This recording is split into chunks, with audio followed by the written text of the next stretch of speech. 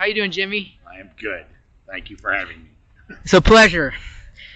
Okay, Jimmy. So with the interview, talking about the underground scene, if you could give a little background about yourself, for everybody that's listening to the recording. I grew up in Detroit, west side of Detroit. I went to University of Detroit Jesuit High School, and sometime in high school, my friend's father, we went to my friend's house. We were playing soccer, and my friend's dad was a record collector, and he said, "Hey, you guys are really into the Rolling Stones. You might dig this band."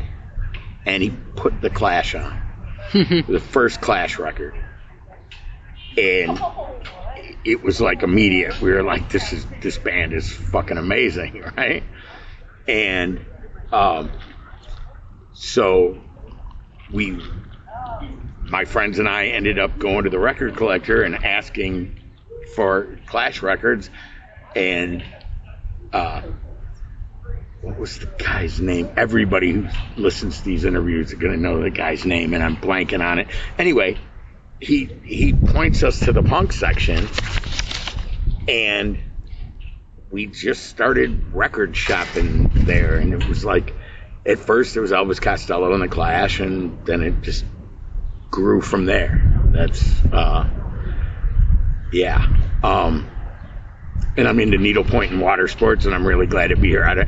What more background do you want? I guess would you say what year you started doing that? What year that happened? I got this. This would be 81. Okay. My first show was 82.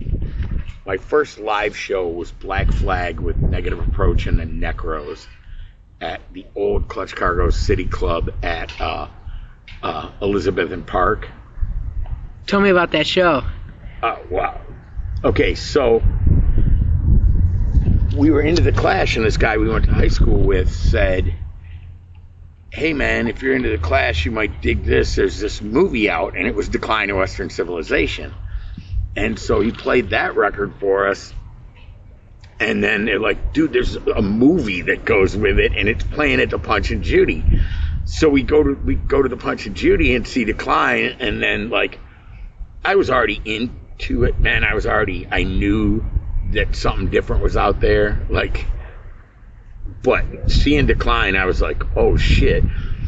And then it was just so coincidental and amazing that Black Flag was actually coming to our town, and we really had the idea that the only punk that existed was in London and LA, the Ramones notwithstanding, but that really, I didn't get into the Ramones until later, even though they had existed for years. But then it's holy shit, this band from LA is going to be in Detroit, we got to go see it. And then there's locals opening, right? And anybody that's seen John Brannon, you could hate fucking Negative Approach if you wanted to, and you're not going to forget Brannon, But Negative Approach, it was so powerful, and the fact that they were local, I was just like, holy shit, I could do that if I wanted to, Although that makes it sound like I assimilated very quickly, and really, my friends and I we were kind of scared, man. We were off to the side going, whoa, this is way more intense than we're used to, but in a great way. And then after the show, talked to a couple people, hung out, and then one of the big things was that Black Flag was detained at the border. So they told everybody to chill out and wait for Black Flag. And that's when I met Tim King from Heresy, a slee stack, and he was and him and his brother Randy were, "Hey kid, I think I pulled a Mountain Dew out of the cooler at the party store right near the club, and they just hey, we'll get you a beer if you want. And I'm like, yeah, that would be great. So I'm like, my very first show, I'm drinking beer with them. And then it sounds like a bad after school special, but I knew it was my people, right? Yeah. I went from being scared to going, oh, holy shit, like, this is a really cool group of people. There's like not that much to be afraid of, right? Although, within that group, and I probably looked a little bit like I belonged. I was probably the first kid in my high school to fuck with his hair, shave his head. I forget what my hair looked like at that point. I don't think it was that crazy, but I had an army jacket that I took a black marker to and wrote my Clash and some other shit. I remember. And No Rules. Don't ask me why I wrote that, but I just wrote No Rules on an army jacket. That was my first like piece of punk rock wardrobe. Yeah, man. And then the Dead Kennedys were playing shortly thereafter, and they were super popular, and so we went to that show, and then after that, like, kind of like, I got my driver's license. I know what kind of music I like. I know there's a scene in this town, and like, I just want to hang out in it. It was pretty simple. So tell me, what was Detroit like at that time? I mean, because, not being around then, I mean, we hear about, like, what was this way, that way, and I'd like to know, like, for you, what was the experience of Detroit like? What was it like? The city as a whole? The city as a whole, yeah. Well, there was a huge crime problem, and downtown, like, anybody that sees it now wouldn't believe what it was like. Most of Woodward Avenue, from where we are at the old Miami down to the freeway, seriously, there was maybe a couple bars and a ton of wig shops, and then vacant storefronts. You could park wherever you want, basically drink wherever you want, do whatever you want, and suburbanites mostly came down to go to sporting events and like maybe a concert, like a big, Cobo Hall concert, predating Joe Louis Arena. Okay. Joe Louis Arena was built right around the time I went to my first show, and people like would come down for shows there, but they didn't hang out. Like, if you ask the average suburbanite, the only restaurant in the city of Detroit, the only three they knew would be the London Chop House, Carl's Chop House, and fucking Xochimilco's. And if they weren't there, they weren't in the city, right? So you kind of had the run of the place. And that first show, you coming in from the west side, there's nobody around. And then there's everybody around the venue. And no shit, the first two people I see skating, I didn't know this at the time, but, I learned shortly thereafter, two guys skating in this parking lot were Opie from Negative Approach and fucking Bill Danforth, right? And this is no shit. My very first show, I had a little fucking plastic skateboard, and I'd skate up and down the thing, hop a curb or whatever. And I saw Danforth doing tricks that I didn't know fucking existed, and I never touched my skateboard again. Like, there was the skaters over here in this bank parking lot by the old Clutch Cargos. And then on the other side, the side of the venue, all these punks sitting against the wall drinking. And I was kind of like, I guess I'm going to be one of the punks sitting against the wall drinking because I can't skate like that.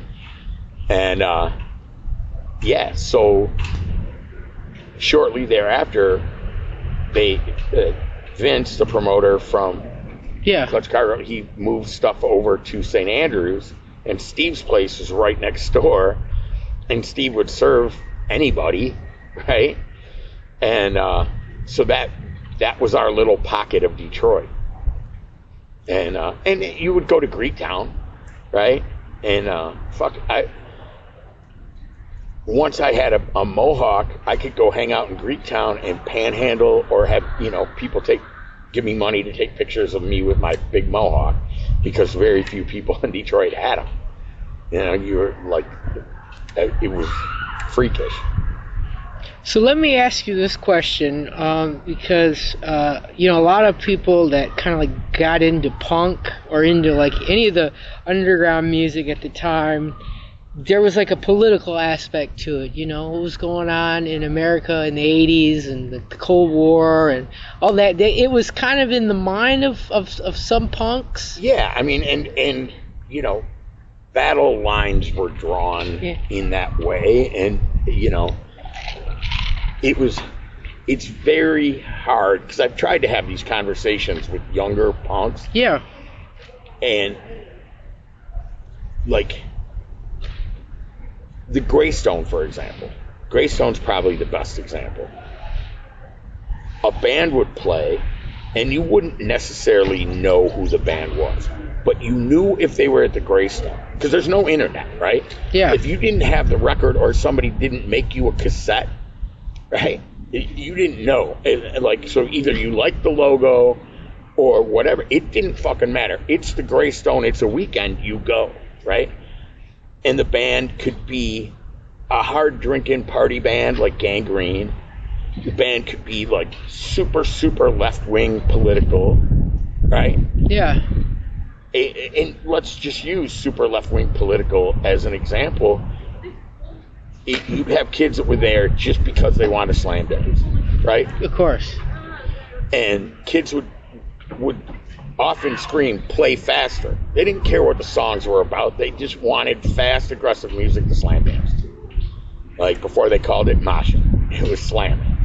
And then you'd for real have left-wing kids, and you're going to talk to Scott from Forced Anger. Yeah. They're passing out communist literature, and then you'd have a pack of full-blown Nazi skinheads in the back of the room, right? Mm-hmm. And they're there because it's the Greystone.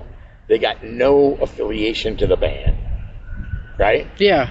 They don't know the lyrics. They don't care. They're just there because it's somewhere they could go and wear their fucking whatever kind of political statement they wanted to wear. And, you know, some of those guys just disappeared, did their thing, you know, whatever. Some of those guys grew out of it quick. There's a punk named Pete Singer, Jewish guy, and he just went up and started talking to this guy they called Nazi Rick.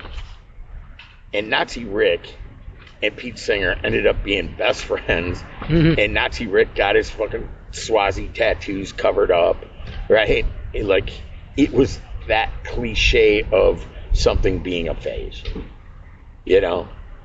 And kids now, you know, they'll be like, "Oh my God, you stood in the same room with her, you tolerated it." And it's like, no, like that. In the internet era, everything demands that you have a reaction to something. Yes.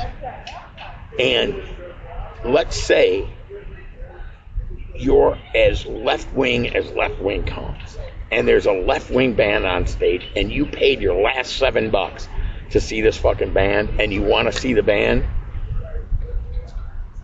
that's what you're going to do. And that's what kids did. And they knew the Nazis were in the back, right? Yeah. And there were confrontations, and there were fights, and people did stick up for their political ideals. But there were some nights where it's just like, "Oh, those assholes are here. Fuck, I hate those guys. Let's go over here and have a good time." Right? Yeah. I mean, and somebody right now listening to this is going to go, "Oh, well, you tolerated them." They're going to be pissed at me for saying it, right? And that's not the case. It was, punk was so new in Detroit. There was kids coming that didn't know what they were into, you know. And you're some suburban kid, and you come and you're skating in the Comerica fucking parking lot outside of the Greystone. You're not necessarily gonna confront 5-6'1" skinheads because they're wearing something you object to, right? Yeah. It seems so easy now, you know. I mean, I don't know, did Lacey address any of this? Lacey said that there was some discrimination in the scene that he kind of went through, and that there were fights. Oh, there were definitely fights. Yeah. Yeah. And he had fights because of it. Because of going through that. I've seen him deck motherfuckers. Yeah. Yeah. Yeah. I could believe it. I've heard stories. Yeah. But. No, not but. Also, Lacey was unafraid to get on a stage. And I guarantee you, in any room we were in, there were more people that were into Son of Sam and thought Lacey was a cool guy than ever thought the guys in the back of the room with the fucking swastika t-shirts were. So the guys that wore the swastikas and stuff would basically be in the back of the room. Yeah, I mean, I don't ever remember a band that specifically appealed to those guys. No. Like, you knew they liked Black Flag, right? Yeah. But, you know, that doesn't make Black Flag a Nazi band. Of course not. Right? You know, like, and, yeah. And then there were some touring bands that would see a swastika and they'd say something. And sometimes those guys were, most of the time, those guys would not fuck with bands that fucked with them. And so you kind of went, oh, well, you know, there are a lot of bluster and a lot of show, but not much to back it up. You know, it wasn't like they were. And here's another very important point. There might be at the most 9 of them, but 6 months later, there wasn't 18 of them. Whereas a cool band of any description came to the Greystone and put on a great show and were great guys, there might be 5 people in that crowd. Marginal Man's a good example. Nobody really knew who they were. They were a DC band. And they came and played an amazing fucking show at the Greystone. And so 2 months later, 3 times as many people have Marginal Man t-shirts. You see what I'm getting at? Yeah. Like, the more positive aspects grew. You know, the negativity did not necessarily grow. Died down. Yeah. Did you ever go to Todd's? Oh, fuck yeah. I was at Todd's every Thursday. So, now because what you kind of talked about with the Greystone, it kind of reminded me of like what everybody said about Todd's is like everybody was there. Todd's even more so because there was a wider variety of people. Yes. Greystone, you had to be into some aggressive form of punk rock. That was just the bands that they booked, right? Of course. But Todd's, Charles English was introducing people to a whole different style of music, mostly mellower, you know, forgive me for that, but, you know, danceable, less political. You know, new romantic was a big term back then for some of those bands. And then, you know, you had everything from hardcore punks to trans people to, you know, and there were fights every night, but it was usually over something stupid. You know, it wasn't like, you know, some, you know, like, it wasn't 2 different ideas. You know, the trans people weren't fighting the skinheads and shit like that. Everybody basically got along, like, and the fights usually wound up over, you know, who was hitting on whose girlfriend, just very juvenile shit. Did you ever see any of them like come to like the Greystone or any like hardcore shows? And the reason asked, some of the people that would go dance at Todd's would meet people that they liked that hung at the Greystone, and then those crowds would overlap. But, you know, Todd's was the place where everything overlapped. You know, and even in that era, I mean, it was a super heavy drinking era. Of course. You know, a lot of drugs, and the crowd was young. I would say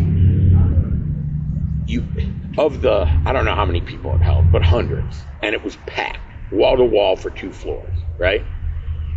And so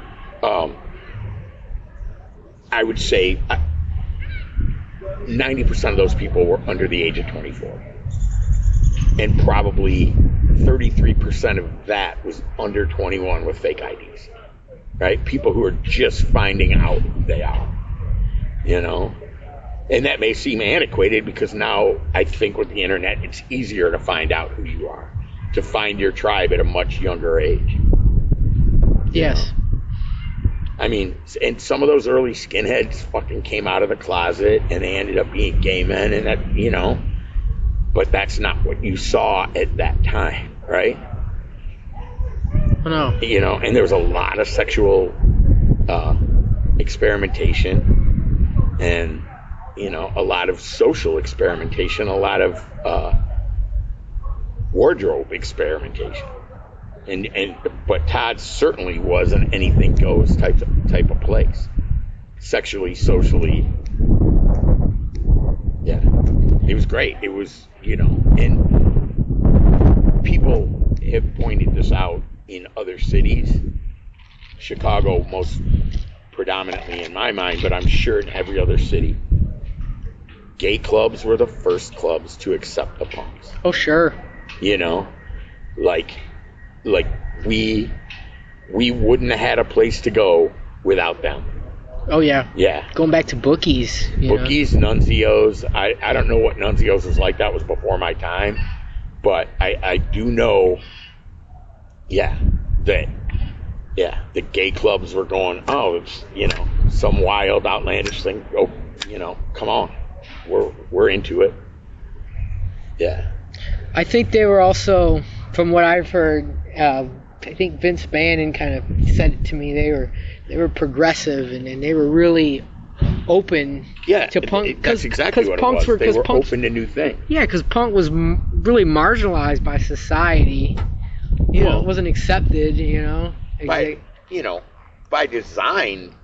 Like when it came out of London, it was like, we want to whip a middle finger at the status quo. Yeah. Yeah. So besides the Greystone, I know about the Freezer, but what were the other venues? The Hungry Brain, and that was really...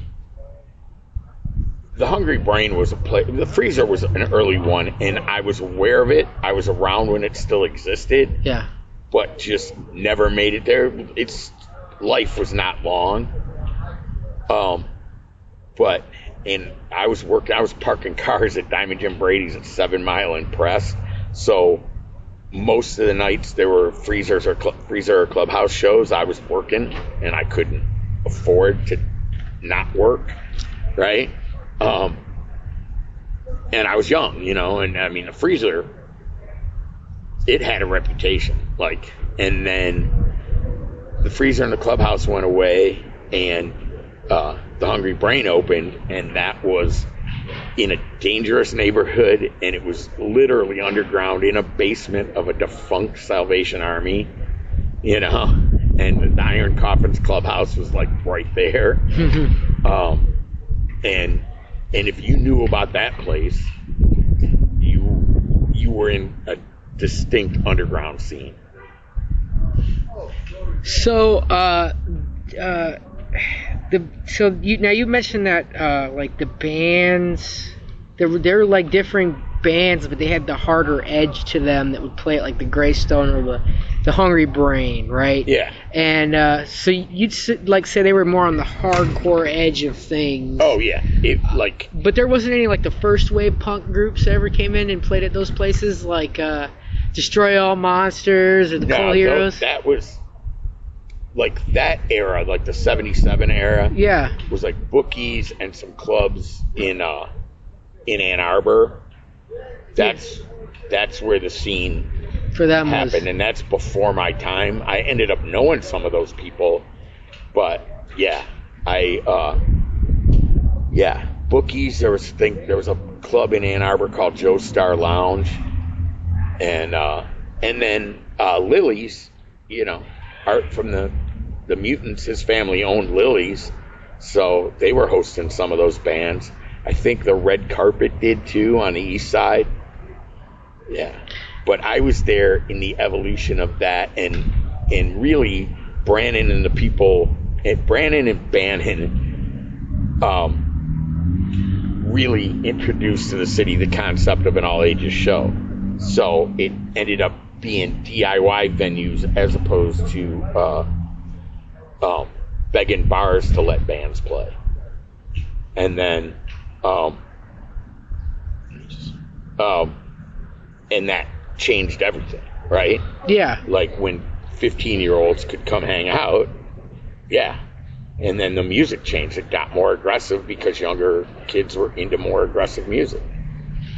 It evolved. The sound evolved. If you listen to some of those 77 punk bands, Of course. and more power to them, I'm not saying anything against them. For their era, they were weird and different and too loud and too fast. But it evolved from there, and now if you listen to some of those 77 bands, you're just like, this is a rock band. Yeah. And then hardcore came along, and it was more aggressive. Oh, yeah. More fast-paced. Oh, it was infinitely faster. And then bands like DRI took it to the absolute extreme, where they're playing 60 songs in 45 minutes. Yeah. And it was all about the aggression. You know, yeah, they had lyrics, and some kids learned them, but mostly it was about just slamming into bodies and getting aggression out. So when did you start making music? I never made music. I joined a band that made music, and they let me have a microphone. Yeah, like, so, I was DJing in college at Henry Ford, and I thought being a DJ is what I wanted to do with my life. And then things were changing in radio, and shock jocks were getting popular, you know, Stern and people like that. And I was pushing boundaries, and I didn't give a rat's fuck about school. I really didn't. I was in school for the sole purpose of being on the radio station, and I thought that was my future. And then I got kicked off the radio station and went, you know, for repeated like profanity and shenanigans and drug references. And I was just bumming around, and I started dating a girl that worked at Noir Leather, and we started hitting the second era of bookies. And a guy named Jeff Gordon approached me and said, hey man, why don't you try out singing in my band? And Jeff was into zero melody hardcore. And then Scruff, the bass player, like, he had a Discharge logo on his, you know, and they were into shit that was on the faster end of stuff. So I just assumed, without asking, that was the style of band they were in, and I wasn't interested in being in a band like that. You know, I had already, like, you know, grown tired of going to shows and good bands were playing and half the kids are screaming, play faster, play faster. And then after bookies, I went to a party at Burt Bachar's house and walked in with my girlfriend, and I was like, holy shit, who is this playing? And Bert's like, that band that asked you to sing that you turned down. And I went up to him and I went, hey man, can I still try out? And they're like, yeah dude, but a bunch of guys are trying out, you know, Jack Brockway. And I was like, I don't care, man, just give me, you know, 2 songs, whatever. If you hate me, send me packing. And so they said, okay, come to the clubhouse, the West Side Clubhouse at Warren and Southfield. And so I brought my lyric notebook with me, because I had always been writing stories and lyrics and poetry and stuff, and I had all these lyrics that I had never used. And I walk in, and the big dog's like, what's the notebook for, dude? And I was like, it's lyrics, man. If I'm going to be in a band, I'm going to sing some of my own lyrics. And they're like, well, we already have lyrics. I'm like, yeah, I get it, man, but you know, here, look at them if you don't like them. And he flips through the notebook, and he finds Devil Girl, and he goes, he reads it. He goes, wait a second, dude, I think I got something for this. And he jams a little riff, and then I sang some of their songs, and we fucked around with that song, and then like I think it took an hour, and they went, "You're in the band." Well, what year would you say that was? I know exactly when it was. It was summer of '87. Okay. And where did you guys first play at? Well, we first, with me as a singer, we played a few songs in Lacey's attic on Trumbull, where that famous picture of all those Detroit punks are. Yeah. In that house upstairs. So we played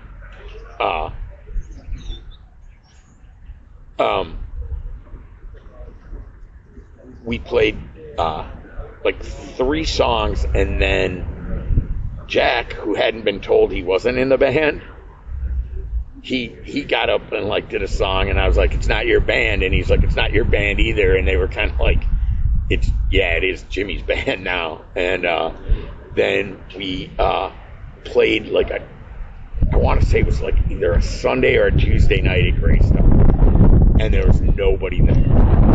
Maybe 15 people. Here. Oh, sorry about that. I got it. And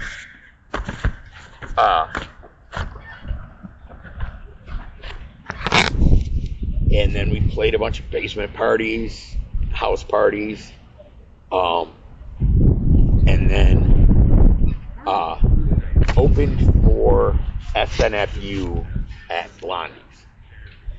And they were like, "You guys are pretty good. You want to do some more openers and stuff?" And we're like, "Yeah, okay." And through Vince's business partner, Amir Deza, Yeah. I knew because I had started working security at St. Andrews. So I knew Melissa Matuzak, who was Amir's assistant. And they booked The Exploited at St. Andrews, and she's like, "Hey, do you guys want to open for The Exploited?" And I'm like, "Fuck yeah, we do," right? And they're like, "Well, you got to go on before the scraps." We're like, "We don't give a fuck. There's going to be more people there than we played for total in the 7 house party gigs and Greystone gig that we had done." And we opened for The Exploited, and it went really well, and the crowd got into us for whatever reason, and then the next thing, like, we were opening for everybody. Murphy's Law, Social Distortion, GBH, Circle Jerks, Gay Bikers on Acid. Yeah. So, how did you go about getting shows besides the show you just mentioned at St. Andrews? Is it just like word of mouth? It was word of mouth, like, and like you would hand a club owner or a venue owner your phone number on a scrap of paper and go, "Hey man, if you need an opener, we'll play." Or you'd play somewhere and somebody'd go like, "Hey man, we're opening for whatever, and we could use another band on the bill. If you want to play, we can only pay you like $20. And we're like, "Yeah, fuck yeah." And that was the era of like 5 bands for $7. And it was all word of mouth, man. Was there like a camaraderie between all of our bands here in Detroit? If I said it from my perspective, it wouldn't have as much impact as some of my friends from Chicago came, and it was like Seduce, the Trash Brats, and it was Rights the Accused, Seduce, and the Trash Brats, and the crowd is like metalheads and punks and glam rock dudes and and just freaks, and all the Chicago people are like, "Man, Detroit is so wild with this. Like, everybody comes to and sees all different kinds of bands." There was a ton of camaraderie, and there was some rivalry too. And there was these weird. The scene always had these weird geographic rivalries: the East Side Vandals, the West Side Skins, the the Sterling Skins, the Sids, you know, and yeah. Could you tell me a little bit about those rivalries, like the East and the West Side Vandals? Do you remember anything about that? Again, you know, people just want people want something to belong to, man. Yeah. You know, they want their own tribe. I mean, people much smarter than me have written doctoral theses on human beings' need to belong to something. And we're constantly joining clubs. You can't just read a goddamn book. You have to join a book club, right? Yeah. So, in a city like Detroit, you take young people who are either going to wind up working in an auto factory, or they're trying to avoid working in an auto factory, right? They want to do something different with their life. And and economics was not good then, right? Yeah. Like, in literally straight out of a Sex Pistols song, you truly feel like there's no future. You know, between the Cold War, the economic situation in Detroit and the U.S., and you want something to latch onto. Like, okay, in our particular case on the west side of Detroit, we felt like we needed, the streets were actually for real violent. So we didn't start out to have rivalries with other punks across town. We started out as, hey, we'll watch out for each other, so people are afraid to steal your wallet or your beer or your motorcycle or your car or whatever, right? Oh, those guys are looking out for each other. They all have WS on their flight jacket or on their leather, right? Yeah. Maybe we don't want to fuck with those guys because there's a bunch of them, right? And then you end up going to Todd's and you end up flirting with the same pretty girl, and then you end up fighting. You know what I mean? And a lot of it goes back to testosterone fueled what now seems like idiocy, but it was important to us at the time, you know. And you have to acknowledge the dichotomy of why young Detroit area kids were like that, and kids are like this all over the world, of course, right? And but then also in retrospect, you have to acknowledge that there was a lot of posturing and a lot of shit that was, a lot of violence that was probably unnecessary.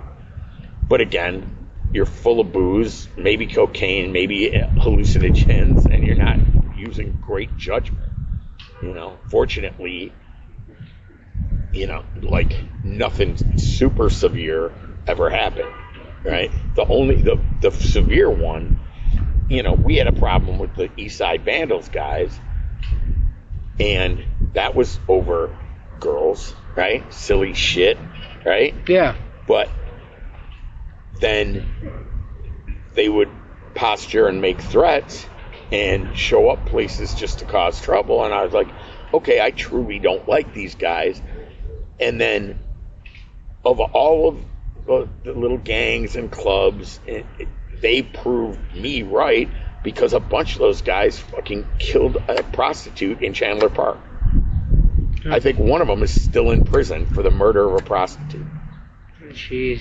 Holly Urban in 2 seconds could tell you the guy's name. Yeah, and yeah, so they weren't good guys. So in that case, I think my animosity was justified. But yeah, like, but then again, if a good band was playing any fucking venue, you would set those rivalries aside to enjoy the show, right? Yeah. You know, the Circle Jerks are playing, you're in the pit, and then, you know, oh, that's a Sterling Skin, that's this you know, whatever. It didn't even matter during that 2-minute and 30-second song. Do you remember any of the fanzines? Well, like there was Touch and Go, Of course. obviously. And then it seemed like everybody had a little, like, stapled mimeograph fanzine, you know, like, I would have to say, though, with the exception of Touch and Go, and then there might have been some good ones out of Ann Arbor, but we, like, basically gravitated to Maximum Rock and Roll, which was the national one. And that's where, you know, people would write scene reports, and then, you know, you would hear about bands. I heard about Husker Du for the first time in Maximum Rock and Roll, and yeah, I feel guilty that I can't remember, like, smaller zines that people put a lot of work in, but there's a lot of fucking alcohol going on back then. You know. Oh yeah, I mean, when I talked to Marla, who worked at Todd's, she's like, there's things that I don't remember because of the drugs and drinking. And that's, you know, totally true. Like, yeah. So much of it is foggy. You know, like, of course, because it was a constant party. Of course, but you guys had fun. I mean, you guys did have fun. You enjoyed yourselves. Very much so, man. I mean, I haven't had a drink in 10 years, right? I would have died if I would have kept drinking. But I can't imagine enjoying my life at the age of 19 the way I did without 14 beers in me. It also seemed like you guys had events like every day. Like, you remember Linda from Inside Out, the band Inside Out? Like, she was telling me, she was like, every day, and it was like Lacey's house, and it was like everybody. And if anybody didn't, Inside Out played ALD's Clubhouse, and you know, you were asking about camaraderie. Yeah. Earlier, and yeah, you would see a good band and you would just embrace them like they're part of the tribe. And we had a clubhouse where you could play anytime we wanted because our neighbors were either abandoned buildings or businesses that locked the doors at 5 o'clock. So there's nobody to fucking complain, right? And I think when they played, I think there was supposed to be a show at Bookies, and the headliner canceled, so they canceled the local openers, and we're just like, bring the local openers to our clubhouse and we'll play. And so Monday and Thursday you had Todd's. Tuesday was sort of revolving, and I can't remember all the clubs, but, you know, people would try to do a Tuesday night. Yeah. Wednesday and Sunday you had St. Andrews, and people forget this, but Diana, DJ Diana did a Sunday night at St. Andrews, which was, so it would be Thursday Todd's, you'd see whatever bands you want to see Friday and Saturday, and then Sunday you're already jonesing for a dance night and just a hangout night. And so you would go to St. Andrews, and Diana, you know, Charles had his playlist, Diana had her playlist, and they overlapped, but then people learned so fucking much about bands from those two DJs, right? You know, the non-overlapping bands, like, you know, and then it would go back and forth. Somebody would go to Charles, hey, Diana played this, and somebody would go to Diana, Charles played this, and, you know. And I remember the first time The Cure played St. Andrews, and somebody said to Robert Smith, you owe this crowd to her. She's the one who turned everybody in this town onto The Cure. Right? Wow. You know, it's easy to accept The Cure as this massive band, this important band. Yeah. But, you know, again, and I'm going to say it a million times, there's no fucking internet, man. Yeah. The DJs made those bands. Right? They gave them heavy rotation. They, you know, even if they got some college radio airplay, the club DJs were playing different tracks. and turning different people onto those bands from the different tracks. So club DJs had a lot to do with with the exposure and like kind of setting the music that people kind of got into. Yeah. And it's funny you mentioned Diana. They don't get enough credit. I mean, within the scene, people revered Charles, people revered Diana, but like I think a lot of bands came through, especially bands from across the pond, and really never took the time to explore. They're just, we're here and we've sold 700 tickets, but no, motherfucker, you would have only sold 200 tickets if it wasn't for that DJ. It's funny you mentioned Diana because I've had so many people talk about her, and I've met her. I met her. She goes all the way back to Nunzio's. Yeah. And record stores. I'm trying to get her to sit down and do an interview, but I don't know if she just is the type of person that doesn't want to be the center of attention. That's the way she is, and that would be a tragedy, except almost anybody you talk to is going to give her credit for it on so many levels, being instrumental, not just DJ. Sometimes she was working the door. If there was 3 bands and they didn't want DJs, she's the one taking the ticket at St. Andrews. Yeah. Was there any other DJs that you could think of that besides Charles and Diana? Tim Bees was very popular. Oh, Tim, yeah. At Bookies. Who did he play? Yeah. See, this is one of these positions where I'm going to forget people and I'm going to really feel guilty about it. But yeah, Charles and Diana would be at the top, and then everybody else would acknowledge that they were below, Well, they played more like new wave, kind of goth, kind of post-punk, and then like I heard that like it was like Mick Nasty and Joe Malicious would play like a lot of punk. And I think that's interesting, like punk DJs. You don't ever hear about that. And it was great to have, like, and both those guys were in bands too, Joe and Son of Sam and Mick and Heresy.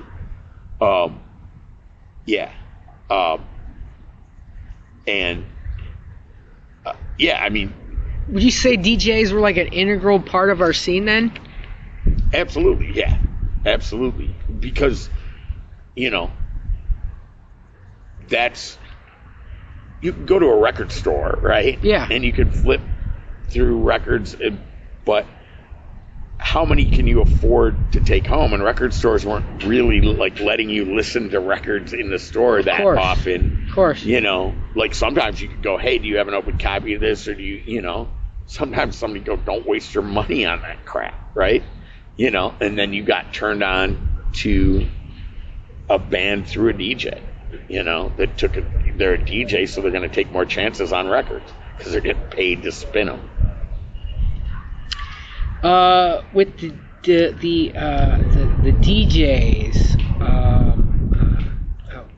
not the DJs, no. Record stores. Yes. Okay, so, here he is.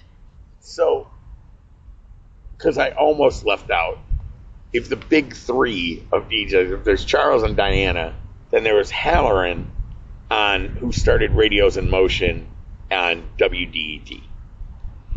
And then that's where a whole bunch of motherfuckers got turned on to. He turned me on to the Undertones. That's the big one I remember. But that was must listen radio. Radio's in Motion, Halloran's coming on. You're not gonna just hear a song. He's gonna know something about the band, and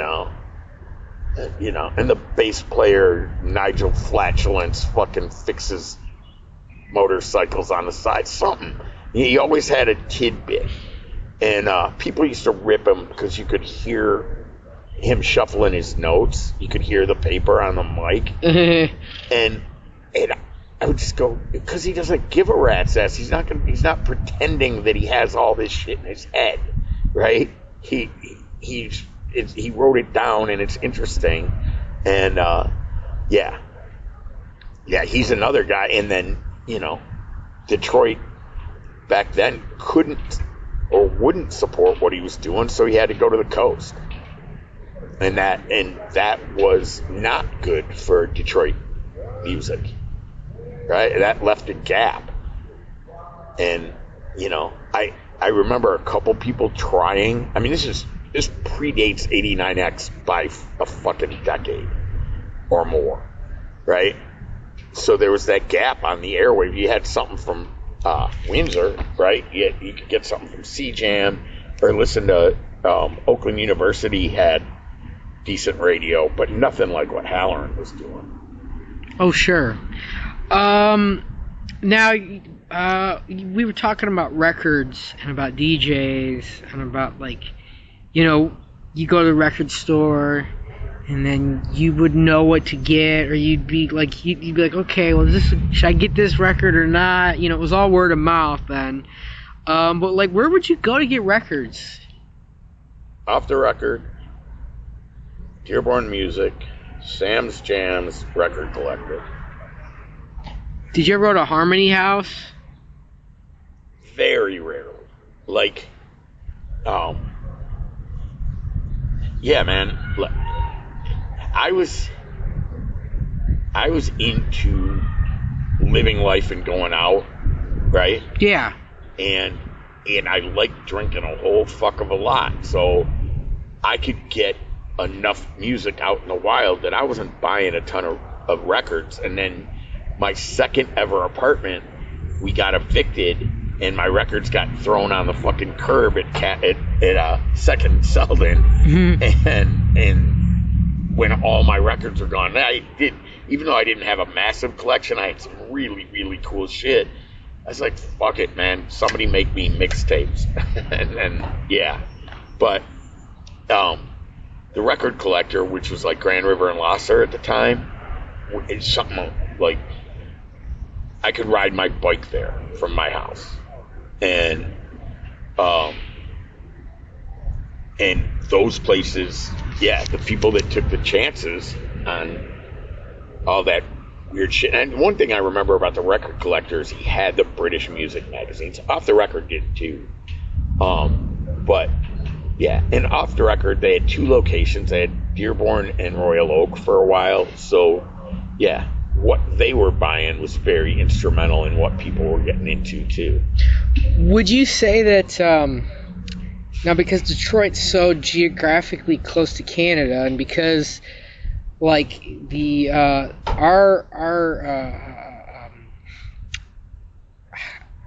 not the FCC, I guess it would be, because now Sterling told me this. Maybe you could kind of corroborate this, but and kind of help support this. But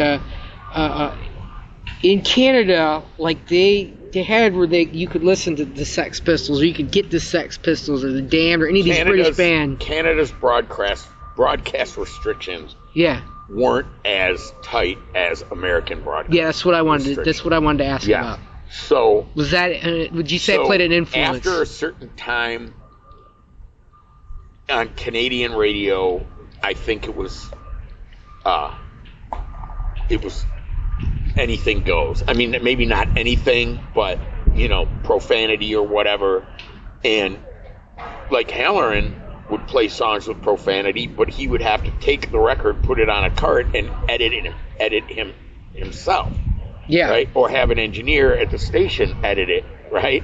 You need to fuzz out this part. And and even then sometimes there would be, people would get wonky about it. So yeah, the more lax Canadian restrictions allowed people to hear more outlandish or whatever, more rebellious music. And then, we've always been lucky to be right next to Canada for a number of reasons, and, that was one of them. So you'd say that had an influence on our scene then? Oh, yeah, and there were a lot of Canadian people who would come hang out. I mean, I remember when Sterling started the Leader Knock, a lot of his like club scene girls, and I don't know. I mean, I'm not around it anymore, but I don't know if there's a modern equivalent. But I mean, New York and LA for sure had club kids. Yeah. His whole existence revolved around going to clubs. And Detroit had that, but a whole posse of them were beautiful girls from fucking Windsor. And then it's no secret, if you get a bunch of attractive people to come to your club, more people are going to flock to it. Yeah. You know? So as rebellious as it might seem, it also was fueled by a very common trait, and that's that, you know, people are going there to try and get laid. Of course. I could even tell you that was the case with the City Club before it closed. Todd's. Yeah. Todd's in the City Club. I mean, Todd's especially was an absolute meat market. And if you went downstairs in Todd's, you were going down there to hook up with someone. And you could get by, if you knew, you could get behind the stage and have sex behind the stage. Like, kind of underneath the stage where the old bowling alley they took over, the bowling lanes were still there. Somebody threw some old mattresses down. And, yeah. Wow. Yeah. I mean, like, if there was no such thing as condoms and no such thing as abortion, like, there would probably be another 30,000 kids that were conceived on a Thursday night at Todd. And I'm not exaggerating. I could believe it. I've heard stories. Even Dave Landrum was telling me stories. Yeah, man. It was just, and you knew, right?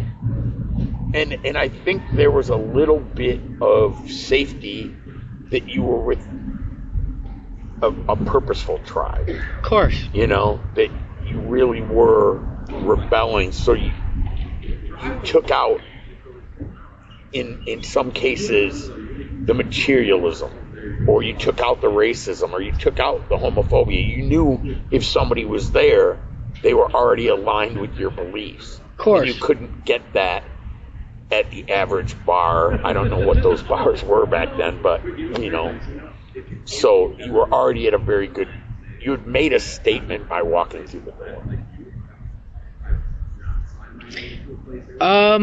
Would you say that, like, and this is like a thing I want to like corroborate it, is would you say Detroit was like a nexus, like a hub for like national, international like bands to come and play it that were punk or goth or new wave? People, I mean, certain bands seem to enjoy Detroit. Yeah. A lot, right? Like The Damned comes to mind to me. Whoa. The Damned. The Damned. I didn't know that they particularly liked Detroit more than, but that's great to hear because I love that band. You know. Me too. Sisters of Mercy certainly like took one of their more famous promo photos in Detroit. Yeah, and it's probably true of some other places too, but in Detroit, man, you really do have people that got themselves into like car industry jobs that they didn't really love, so they would let loose, right? Of course. And maybe, not maybe, a part of it had to do with St. Andrews, with the backstage area is not backstage. You had to walk through the crowd to go up to the Burns Room. So you were going to interact with your fans even more, and fans knew that, right?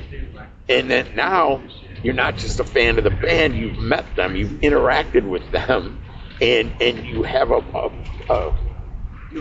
closer connection to them, right? Where a lot of clubs in America, the band comes, they go on, they play, a couple people get invited backstage, right? Mm-hmm. But it's St. Andrews got what was a pretty spacious area in the Burns Room, and the fans saw you coming down the stairs, right?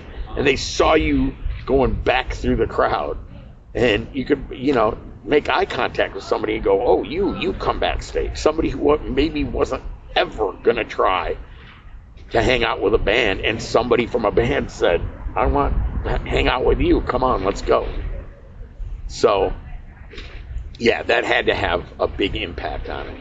And, going all the way back to Bob Seger, where he says Detroit audiences are great rock and roll audiences, and I guess that's true.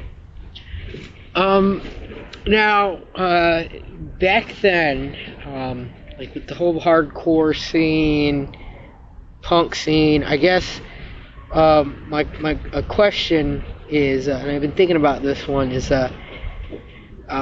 did you guys feel like, because obviously you guys had to be conscious of the Stooges and the MC5, had to have known about their music, and I guess, did you feel like what you guys were doing was like in a way, like not an extension, but you were like a natural progression. A natural progression, and kind of like carrying on in a way. Well, in my particular band, and I think in some cases there's some really good musicians out there. Yeah. That choose punk for personal reasons, right? They could play a lot of things. In my band, you had the drummer and the bass player completely self-taught, right? I never had a music lesson. I had a couple piano lessons, but like I never had a vocal lesson. And like we weren't trying to be another band or trying to be a natural progression. We were just trying to cobble together songs that we liked and hope other people liked them.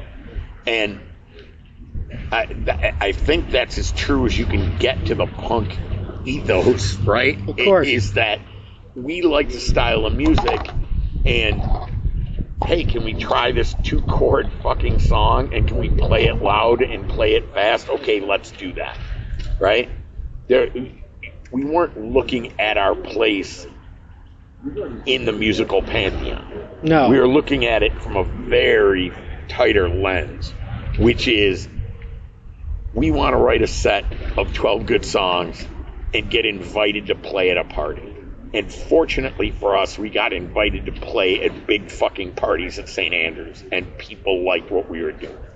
And for certain, a portion of that crowd were people like me, people my age, who had ridden the punk wave and the hardcore wave. Negative Approach is still one of the greatest bands that ever existed, right? People tried to be Negative Approach, for certain. Like, they can't deny it, right? And some of them could get close, maybe, on some songs. But anyway, by 1987, if you were a hardcore band, it was you had to play 7,000 miles an hour. Fuck melody, fuck songwriting, fuck the lyrics fitting anything, just play loud and play fast. And people tired of it, man. Not everybody, but a lot of people are like, man, I need more elements to our music. And honestly, we couldn't, some of the guys in the band couldn't play that fast. Not for a whole set, right? And so we wrote slower songs and threw in as much melody as a bunch of self-taught idiots could, and people responded to that. They had heard all the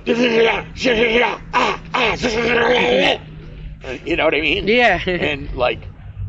and between not having the desire and not having the ability, we just de facto wrote different songs, and people went, well, this is different. Okay, cool, we like it because it's different. So the punk scene really changed from, like, say, like 82 to 80 to 90. It really changed, you'd say, drastically. Music every genre of music Yeah. is constantly evolving, and you know, that's why, like, the classic cliche is, what are your influences? Well, all day long I can go, I was influenced by the Clash, but that doesn't, my band wasn't doing anything like the fucking Clash, right? No. I wouldn't be doing it without the Clash, you know? But at the same time, what does that even matter? You know, what's your favorite color? Purple, but that doesn't fucking affect what the music is like. Of course. Yeah. So I'd say like there was like a really a DIY spirit then. Yes, and that was the whole point. Like, you see bands, and you can see this on the Blondie's page now, because Blondie started as a rock club, and then Rosie saw where it was going and started accepting more punk bands. But he's got all these, he's posting on Facebook all these glossy, 8x10 pictures of all these bands that were signed to these like minor metal labels, and they're all trying to look the same, they're all trying to do the thing, and they're all trying to get signed.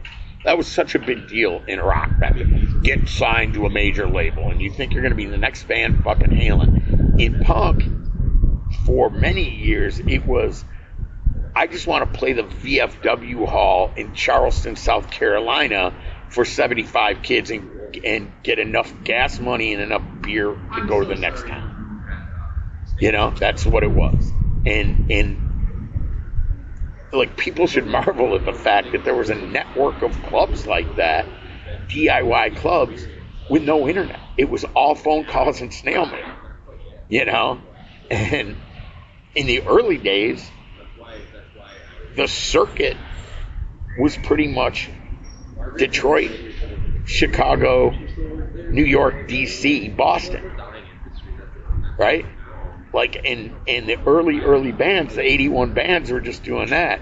And then, of course, like, DOA came out of Vancouver, you know, but not too many bands could hop in their van and drive to fucking Vancouver, right? Yeah. And then, yeah, I mean, so, like a true band from that era, however fast they played or however weird they were, they just wanted a place to play. They didn't want to kiss ass on somebody at a label. No. You know, they didn't want, you know, big time management putting them in a 5,000 seat theater, right? All they wanted to do was play. I know there's different philosophies, but I feel like that's how it should be. Well, and bands. It still is. Yeah. There's still a huge DIY scene. It's much easier. The ecosystem is much easier in the internet era. Yeah. You know, you can do a bunch of emails at once and then book yourself a tour and go out, and yeah, there's still DIY venues everywhere.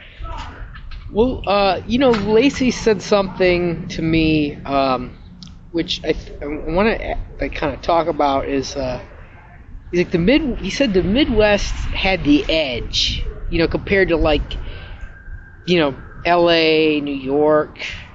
I mean, would you say that was the case? Like, we had the edge, like, in terms of our sound. If you're in LA, you're competing, like, I don't know how much you've seen of, like, all those huge Golden Voice shows. So even the bands that came out of the DIY ethic in LA were almost immediately swallowed up by a big promoter. Yeah. In the Midwest, and if you're in LA, where are you going to go play? You're going to drive 10, 12 hours or whatever to San Francisco.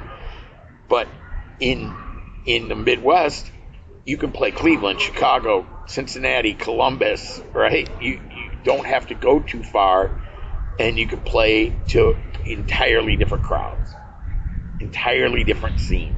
Would you say our sound was different from, like, LA and, like, you know, all those again, places? like, I don't know who was trying to sound like what, but I think Detroit had the natural aggression of, you know, the frustration of am I going to spend the rest of my life on an assembly line? Certainly artistic careers didn't seem to be in anybody's future, right?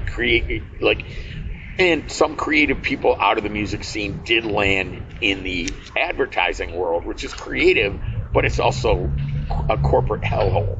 Yeah. Right? And so yeah, I mean, and then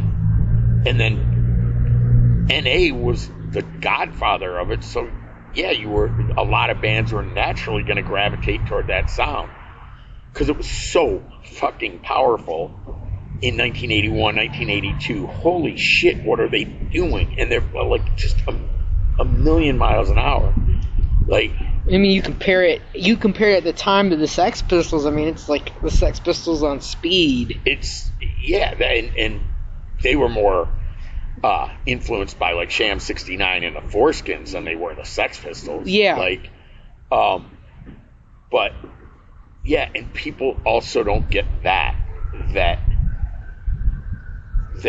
speed. People had not heard that. The speed of Dead Kennedys records was something that the average American ear hadn't become accustomed to. Like, I listen to early Husker Du stuff now, and it seems like relatively mellow. But in that era, it was like, holy shit, are they playing fast? Like, music and ears have evolved. And, I think saying that a certain city, if we are more aggressive musically, at least in the punk scene, it does go back to Negative Approach, and you give them credit for that, right? Yeah. But you also have to know, people have to realize that many bands were just trying to play, right? And you had 4 people that you found from flyers at Noir Leather. Hi, pal. Hi. Bringing different influences. Hello.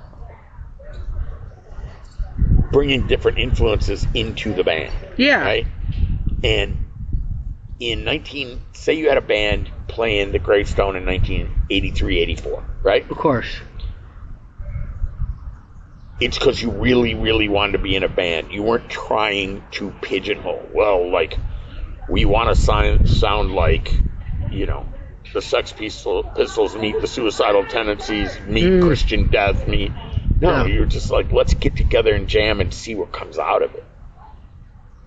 Right? Yeah. Like, now, maybe with so many influences right at the push of a button, you can say, hey, man, what if we combine this and this, like some sort of fucking alchemist?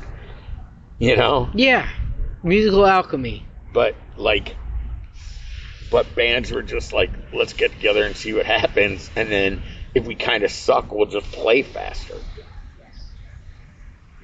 Which it's interesting you bring up the term pigeonholing, and I find that like in the scene, okay, like you on the internet, and like specifically in like the goth scene, like you see people like using the term like goth, or they say dark wave, death rock, all that kind of stuff. And it's like I've asked people, and they're like, well, back in the day, everybody thought of themselves as punks. Yes. And I think that's interesting because it's changed, and I feel like absolutely, and it's like the labeling, it's just like did everybody think of themselves because as punks? you're trying to find a tribe within a tribe. Yeah. We're this kind of metal, we're this kind of goth, and you're trying to pigeonhole it so that you can grow from these people that because now there is this huge internet, and there's probably like goth Facebook pages with tens of thousands of people on it. It doesn't feel like enough of a rebellion. So now you have to give it well, we're an offshoot of this. We're this. It goes all the way back to people want to feel like they belong somewhere. And goth is too big now, metal is too big now, so they have to go, we're stoner death doom, you know? Yeah. And like, yeah.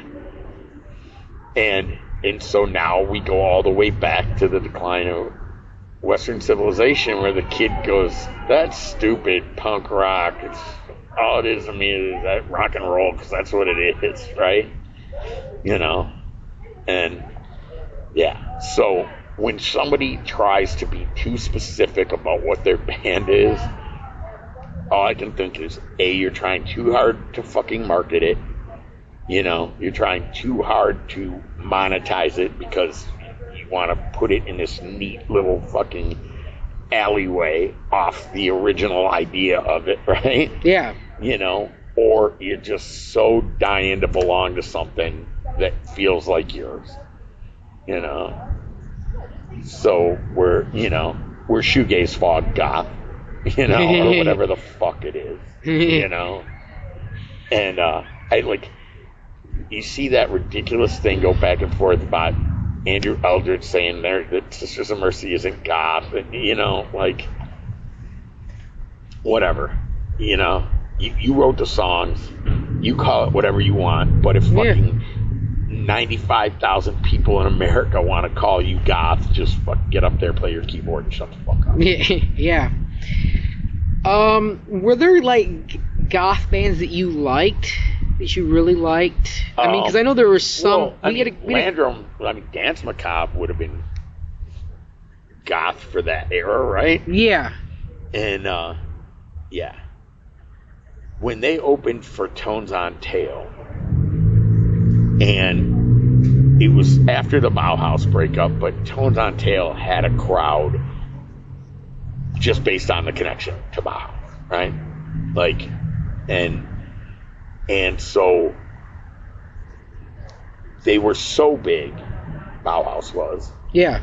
So iconic that it was kind of like fuck the local opener. And everybody who's ever been in a band has had that feeling at one time or another. You know, the Clash getting booed off the stage at the Who, Iggy Pop, right? You know, fuck the opener, right? So I remember me and Landrum are living together at the time, and all these women, most predominantly women, who come to see the guy from Bauhaus and the Tones on Tail band, right? And Landrum steps up there and he starts hitting the first fucking notes, and he sounds like fucking Bowie, and like you just see the whole crowd just make their way up to the front of the stage. And by like the third song, there's 3 rows of people just like staring up at him like he might as well have been fucking Bowie. And it was such a beautiful thing to see, because the attitude started with fuck the local opener, and it was like, oh shit, the local opener has tons of talent. Yeah. And then, you know, there's some other goth bands we made fun of for being spooky and whatever, but like Shock Therapy, who I got my start in music carrying gear for Shock Therapy, and they were on that, what were they, new wave goth, what, you know. Keith kind of told me it was like they were like kind of on the industrial side of things. Well, yeah, see, people called it that too, yeah. But it was almost too melodic to be industrial. Yeah. You couldn't really put a neat title on them, you know, but they wrote amazing songs. I loved working for them, right? I loved being around it. And, you know, so like, but other people would make fun of it, oh, Itchy and his keyboards and whatever.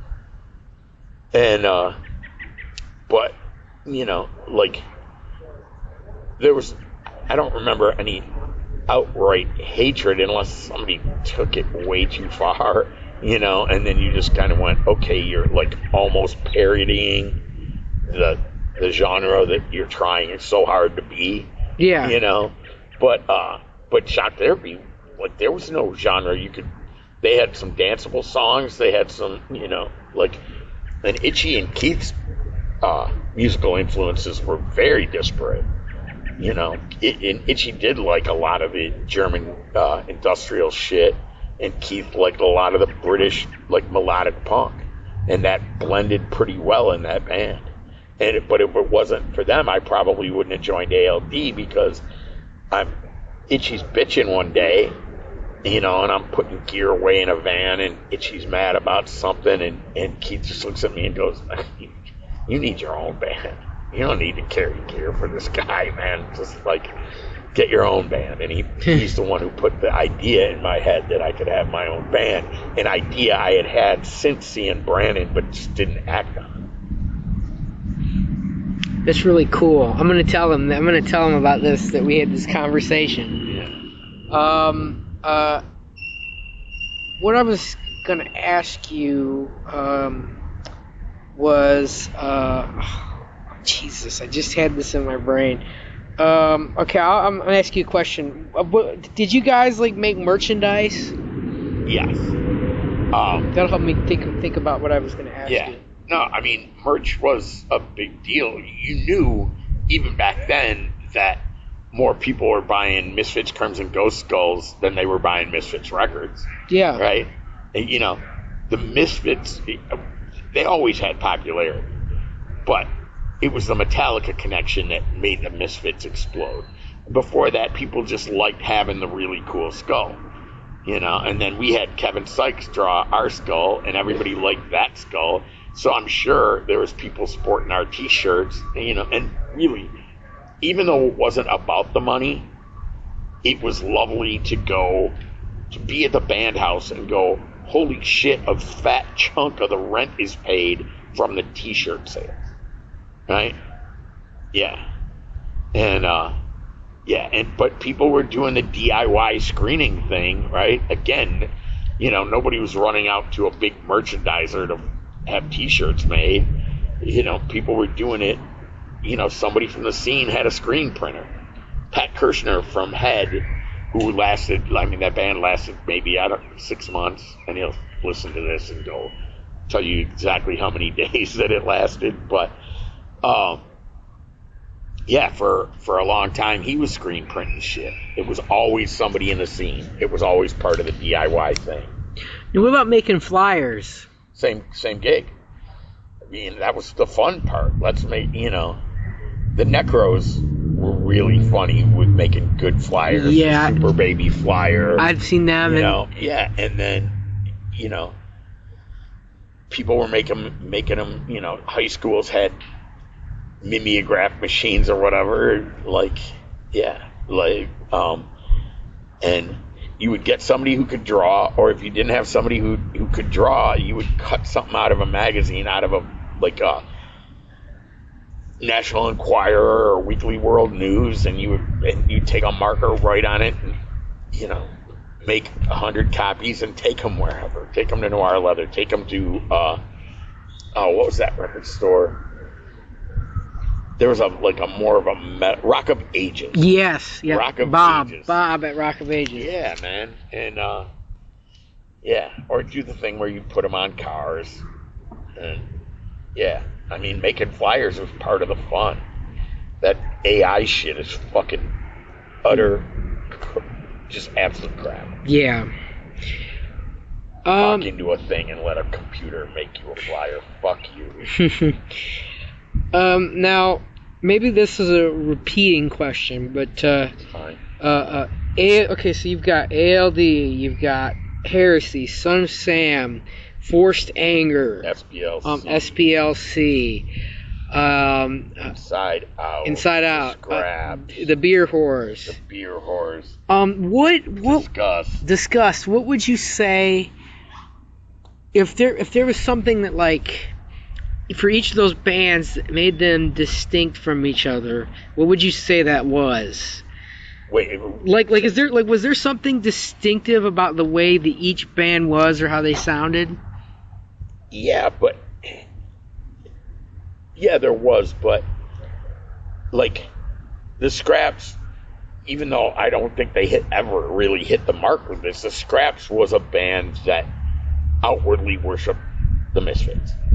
If they wanted to be compared to a band, it was the Misfits. Maybe I'm missing somebody, but like I can't remember another band that was so open about that. Everybody was just, like I said, just playing, just getting together to play, you know. And it might be you might be a fan of a band over another band from the lyrics of one song, right? Oh, I really relate to this, and so I'm gonna, and then there was a ton of people that liked just like being part of the whole scene, right? That, oh great, 4 fucking bands for $6, kick fucking ass, and they're in the pit for all of them, and they love them, and they know a couple songs from each band. And but like, I don't remember ever anybody seeming like they were trying to be a specific part, subgenre within hardcore, or with the exception of the Scraps. I don't remember anybody going, we want to be a clone of this band. Ugly But Proud, like, they were very capable, before crossover was a fucking word, they were very capable of opening for a metal band and opening for a punk band. They were fast and aggressive enough, and had interesting songs, and had funny songs, and had, that they could pull it off with both crowds. Okay. Yeah. Now, here's one. There's a lot of people in the scene that aren't around anymore that I would like to I'd like to talk about in the book. 2 people. One of them is Itchy. Another one is Bob Madigan. Okay. You got any Bob Madigan stories? You told me an Itchy story. Well, yeah, I knew Itchy much better than I knew Bob. And, and I have to always give credit to Shock Therapy, because them allowing me to see how it worked, Yeah. like, from rehearsal to show day really helped me. And then kind of going, you're smart enough, you can have a band, you're kind of fearless or whatever, you're not shy, you can front a band, right? Bob was and I'm saying this, and I wish I could put audio words in bold type, but he was a real weirdo. Bob was the real deal. Bob was not faking being weird so that his band would be bigger. Bob was weird, and Bob didn't like boundaries, and and Bob did some things that the artier punks dug on, right? And then Bob did some things where he completely crossed line. One time he dressed a dancer in a duct tape bikini. And back in the day, and this could open up a world of stories we don't have time for, but one of the things about punk bars and DIY bars was there wasn't a lot of gender-specific restroom things. Like, men would be in the women's room, it just was very fluid in that department. And so after a Slaughterhouse show set, I walk into the men's room at Blondie's, and there's a girl, like, she's not crying, but she's very uncomfortable, and it's because she's got to pee, and Bob had wrapped her in a duct tape bikini that was not coming off. And she was not happy about it, right? Uh-huh. And she's like, you said whatever, and she's mad at Bob, and so I think I grabbed a girl I knew, but me and the girl I knew, we helped her get out of the duct tape bikini, and and that's just one example. He was really into hallucinogens. I think everybody knew that, right? He was always pushing or destroying or ignoring a boundary, and and that's probably why he's no longer with us, but, and that's, that was a thing, man. That was, now, like, I don't know what boundaries people are breaking. Right? Yeah. You can be in a band that's called a punk band, and you can play massive venues, and you can call yourself a punk band, but like the cops aren't chasing you out of a venue. You know, I was there at Laura Hall, famous show. I was there right in this neighborhood at the Asylum, Kurt Cole's Asylum, the Rice to Tight Raw Power show, when they got busted for selling beer, and Wayne from Heresy threw a bottle and hit a cop with a bottle, and that was fucking it. It was a riot. Lacey. Cops rushing in, people going to jail by the dozen. Lacey right? told me about that one, yeah. Yeah, man, it was insane. So, like, I lived in the corridor back then, and I carried a butterfly knife because I liked it and because I felt like I needed it, and it helped me out a couple of times. You know, guys would walk up like, hey, give me your leather jacket, motherfucker, kind of deal, right? Yeah. And you whip out a black dragon butterfly that you can actually work, and they go, okay, keep the leather, dog, and they keep walking, right? Anyway, so I have that on me at the show, and the cops are patting people down.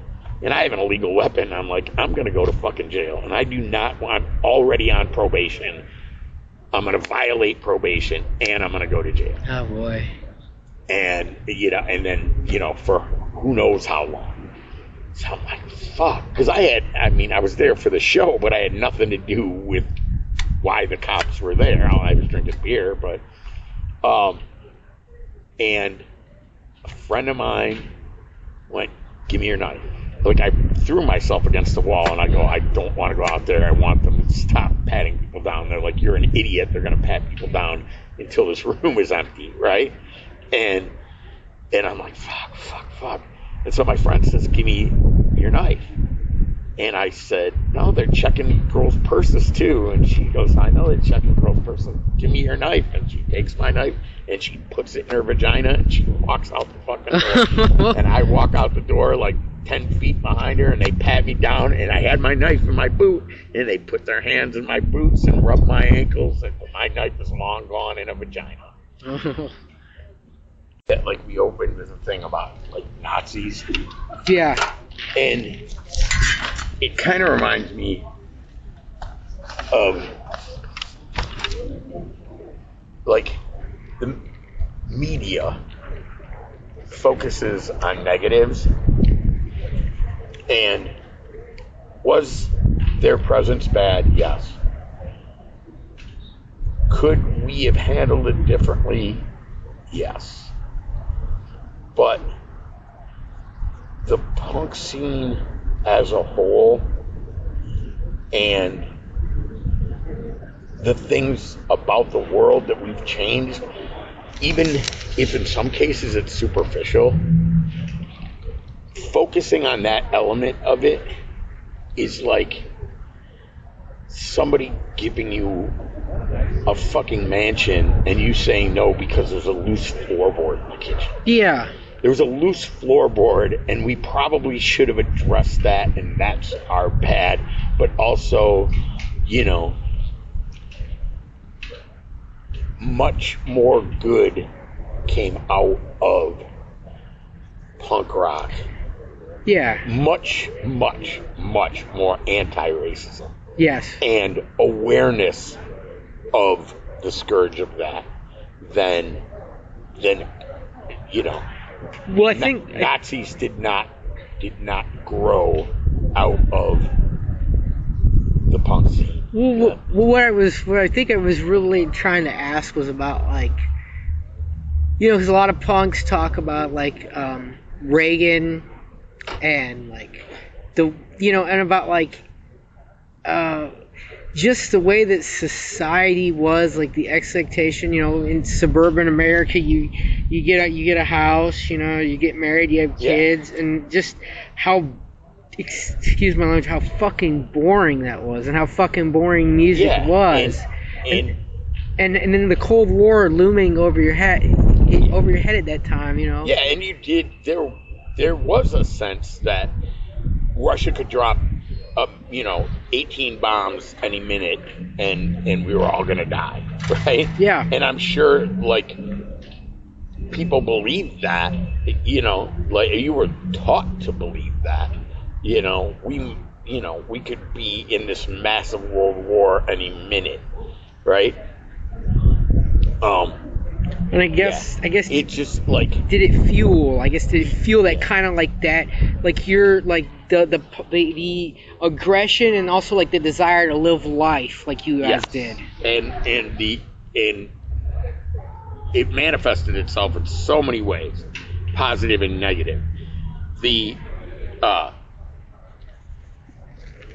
thing that I can say, because I was there, and I'm pretty sure Lacey would back me up on this, and most of the people were there, it turned out that the real hardcore racists that banded in a group turned out to be, for the most part, there are some exceptions, just like there is in everything, turned out to be kids from the northern suburbs. Kids that hadn't interacted with other types of people in their life, right? Yeah.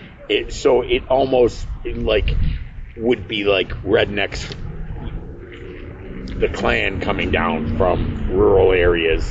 Yeah. And, it's very similar. It was not the bulk of what was going on by any stretch. Which maybe you could correct me if I'm wrong, but I've been reading this book about, it kind of talks about, like, it's called The Origins of the Urban Crisis, and it kind of talks about, like, how Detroit, kind of like, okay, after the Second World War, everybody talks about how in America it was economically, everything boomed, but in Detroit, the automotive industry decentralized and started to leave. It didn't start in '67, but the whole white flight thing really started in the '40s. And they mentioned that there were like whites that moved to like the suburbs in the north or out that way. Yeah. And I wonder if that's in correlation with what you said, that the kids that were from the northern suburbs, that could be in correlation with the white flight. Oh, absolutely, yeah, absolutely. But since we are talking about punk, right? I know. I didn't mean to go tangent. If a pie chart, yeah, that's such a thin slice of the pie. Of course. So we're not ignoring it or denying it by any means. I don't think that should ever be a focus. Now, if it was different, if there were, real examples of how Detroit Nazi punk bands had furthered the Nazi movement and we were still dealing with that, then we would have to. But the fact of the matter is that a bunch of bored kids or angry kids chose that thing as their rebellion for a very short period of time, and then for the most part either were raised that way and were always going to be that way, or moved on from that rebellion. And we have examples of those people, right? Of course. Yeah. But I feel like also that, well, maybe it doesn't affect in that way. I do feel like with what happened in '67 and what happened in the post-war, it did affect the scene in a way that, because of all of the buildings that were kind of left, you could get a building like you started a club. Because of Detroit's economic downfall, which white flight was a huge factor, we were able to secure buildings that people just didn't want. It blows my fucking mind that, like, people have no idea. They see Detroit now and go, oh, Detroit's so much fun. Well, we were having fun back then. And the downtown population on a Saturday night was 1/1000th of what it is now. Right? There were a few bars for people who went to sporting events, right, that would be packed. And then there would be St. Andrews Hall, right? Of course. A couple strip clubs, and then between those places, other than Greektown, the streets were fucking deserted. Like, you could park anywhere for free, right? You could go anywhere. Like when Amir opened a club called the Asylum on Broadway, and there was a parking structure, an underground parking structure on Broadway. And we would just go, punks would just go down there, park for free, and just sit there and drink all fucking night. And then they closed that parking structure because they found a dead body in a burned out car. And they like paved over the entrance, and you couldn't go down there anymore. Now you said Amir had the Asylum, right? Yes. And where was? Okay, so Kurt Cole, right near here, right where like Avalon Bakery is, had a club. That's where the Rice Tight Raw Power riot happened. But he had a bunch of good shows. And where was? And that was an Asylum too, right? That was the Asylum. That predated Amir's Asylum. He got a little dance club on 15 something Broadway, maybe like and then yeah. Now, did Amir have any other clubs that you remember? Oh yeah, he had Industry out in Pontiac. Okay, let me write that down. Because I am gonna try to talk to him on the phone. Yes. Why? Where's he living now? I don't know. Yeah. We shared phone numbers, so I'm like, I want to talk to Amir, you know, like I said, I'm trying to get everybody that had a venue. Yeah. Yeah, Kurt's dead. I know Kurt's dead. He was about as goth as it came. Yeah, I heard that somebody said him and Mike Dad. Yeah. I promised to tell you. Yeah, yep, you told my mom. They were the first to say Death Rock. Mike Dead story. Itchy was a very polarizing figure. Yeah. Itchy made enemies a lot of places. I'm not ever going to deny that. Very talented musician, smart in many ways, you know, but an angry dude, right? And a troubled dude. But whatever. I worked for his band, and like I already said, I give him credit, that whole band credit, for making me part of something. And then Keith for sure, and Itchy too, saying, you know, you could have your own band and do shit the way you want to do it, right? And so at the Coronado, which we could throw a rock to from here, right? Mm-hmm. I'm living with a guy named Bruce Jones, Dave Landrum, guy named Dwayne, and I'm working for Shotgun. And Dave's got his own band.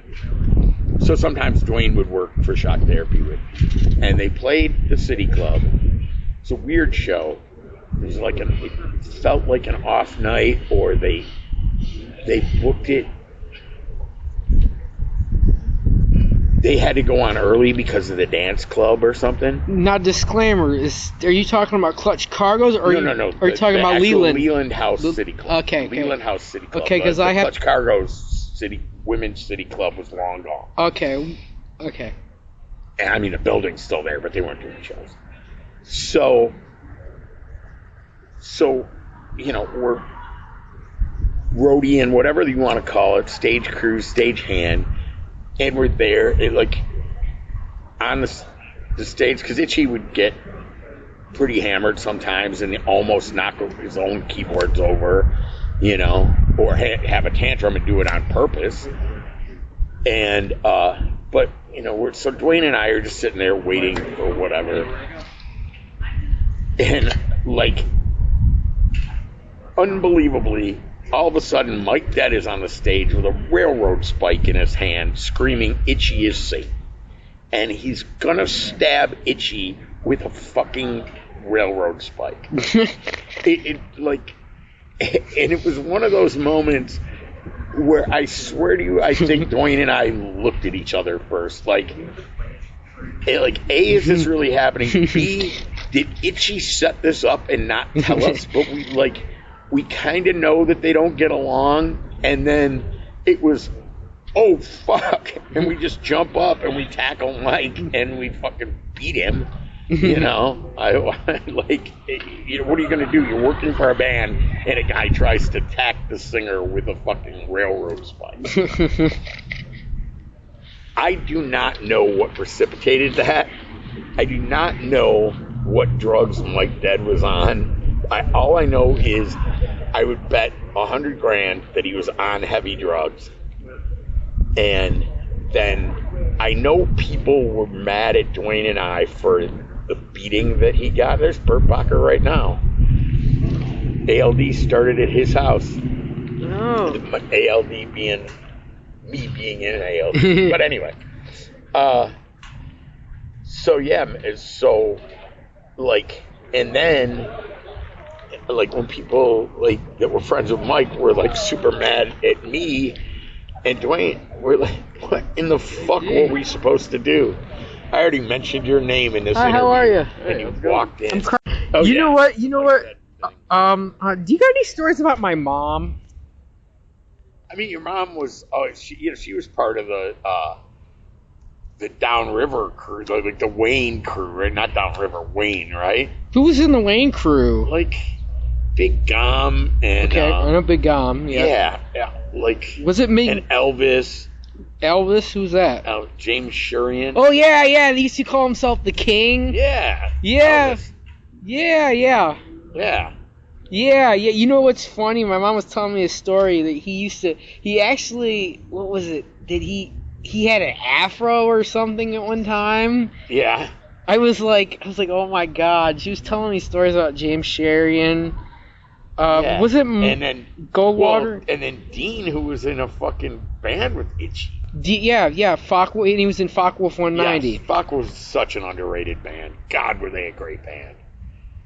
Great fucking band. He's one hell of a guitar player. Yeah, man. And he goes all the way back to the Gerbils, man. That's, I didn't know he was in the Gerbils. I swear he was. I know he worked with Itchy, and I'll tell you what. The band Life and Death, maybe, right before Shock Therapy? He might have. Because Life and Death basically became... I gotta ask him, because I talked to him on Instagram, but I know he was in Focke-Wulf, I know he was in Shock Therapy, and I know that just before Itchy died, he wanted to get the band kind of back together. Yeah. And he called Dean, and Dean didn't answer the phone, so it was my mom. And I remember that Itchy talked to me, and somehow we started talking about the Cramps. And he's like, you have one cool mom. And I remember him saying that to me. And then I remember, like, the next day or so, he died. Wow. And I was like, I'm one of the last people that talked to Itchy. That's crazy. Yeah, man. But I remember, Dean, they're our Big Gom. Didn't my mom live with, was it Big Gom, Big Dog, and Angel, and they all had a house in Brightmoor? Did she? Like, after ALD broke up, I didn't really, I was so pissed of why that went down that I didn't really pay attention, to who was living with who. And she told me she lived in Brightmoor. Yeah, I mean, so many people lived in Brightmoor. I mean, you could drive through Brightmoor. I mean, most of the houses are probably torn down, but so many bands lived there and rehearsed there. And it was that, you could remember when we were talking about doing something every night. Yeah. If you got tired of your band house or you were fighting with your bandmates over something dumb, you could walk 2 blocks and go to another band house. Oh, yeah. And just hang out there and watch somebody rehearse or do a song with somebody. And yeah. Did every band have Lacey, the Son of Sam house? You had your house. Was there did every band have their own little house? Lots of bands had their own, band houses. Trash Brats had famous band houses. Disinfect, who I think were on that Raw Power bill. Yeah. They had a house on the east side. The band house thing was the way to go, man. You, especially if you were a band that had kind of regular gigs, because you could get a house in Brightmoor for $400 a month. And if you played a show at Blondie's and got paid $300 and sold 15 T-shirts, there's your rent for the month, man. you know? You know, it's funny that you I mean, and that's the thing. you talk about that. People don't realize, like, nobody wanted to be in Detroit. Like, you could call up a landlord and just go, how much? You didn't have to, like, apply and give them references and shit like that. No. They knew it was fucking bands. They'd go, I want first and last month's rent, and I want $1,000 security deposit, if that, maybe $700, and you'd scrape it up, and then you'd have a band house, man. The Meanies had a great band house, another band that crossed over, you know, had the rock fans and metal fans and punk fans. Tell me about the Meanie Mansion, because I know it was just. Where was that located at? It was on Michigan Avenue in Inkster, on the Inkster side. And like ALD, like they had no neighbors. They had nobody that would call the cops because of noise. Their neighbor next door was a church funeral home kind of thing. Yeah. And then a vacant lot and then Michigan Avenue. And like pretty much every cliche rock and roll debauchery thing would happen there, right? And then Chuck Beeler wound up in Megadeth. He was their drum tech, and then he wound up being their drummer. Wow.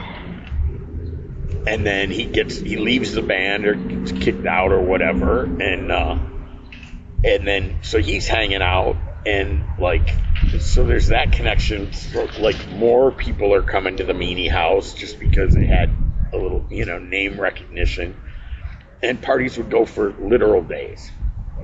And wasn't it they give out nicknames, like they used to call my mom Vamp Jupe. Vamp Jupe. So Vernon Lee Warren III, is a rock and roll guitar player. He, in this weird etymology, would call women Jews. Yeah. And it stuck somehow. Like, when I tell these stories, like, we were drunk such a heavy percentage of the time that I don't expect it to make sense to somebody from outside. Yeah. The only pop culture reference I can give is the popularity of Snoop Dogg, and Snoop Dogg came up with his own lingo and it stuck. Yeah. It made sense. Well, that's kind of what it was, except our Snoop Dogg was Vernon Lee Warren III. So if you were a woman who hung out and were on a regular basis, you would get bestowed a nickname, whether it was, some of them were flattering and some of them were much less than flattering, you know. And and that was just Vern's shtick, right? Yeah. To bestow nicknames on a lot of people, but predominantly women. And Little Scotty Scoop. Yeah, the Scoop nickname came from Eddie Hillman, the guitar player. Ed Hillman, yeah. Yes. Are any of those guys from the Meanies, any of them still around? Bill Cozy from the Meanies. There we go. That's somebody I need to talk to. Cheap Trick's sound man.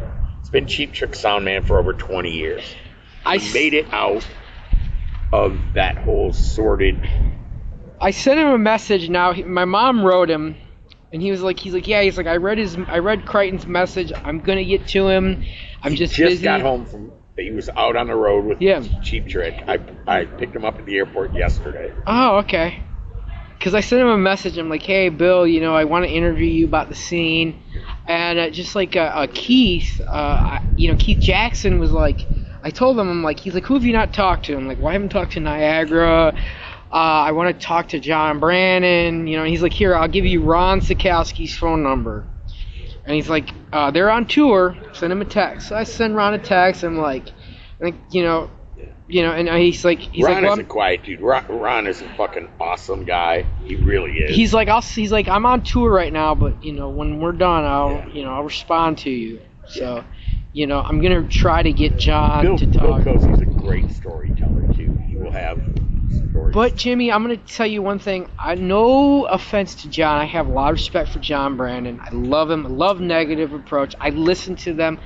I love the Necros. I love all of our bands. But I'll tell you this about John.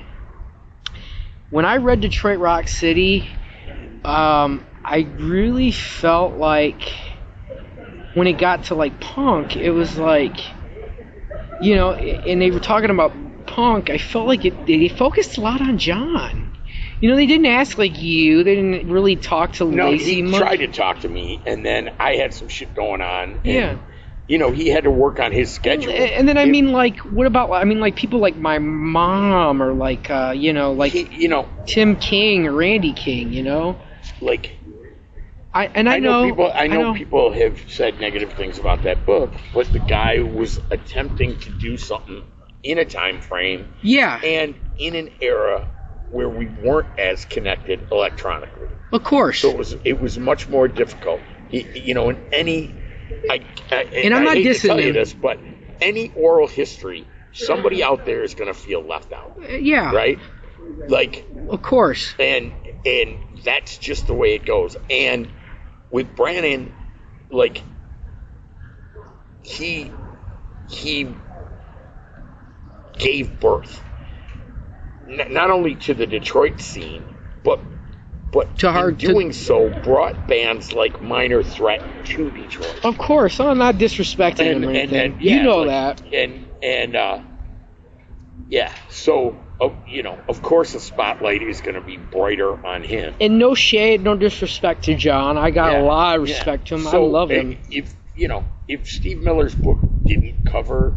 Yeah, that's just a bonus for you. Yeah, because now you're talking to people that he didn't talk to. Yeah, and then I'm also covering, because he didn't cover the goth or the new wave scene, and I've been talking to people. It's so expansive, and here's another reason that Diana may be less than enthusiastic about talking. Yeah. Is because Diana, over the years, between the record stores and the venues and the DJing, she's met such a fucking amazing, mind-blowing amount of people. Yeah.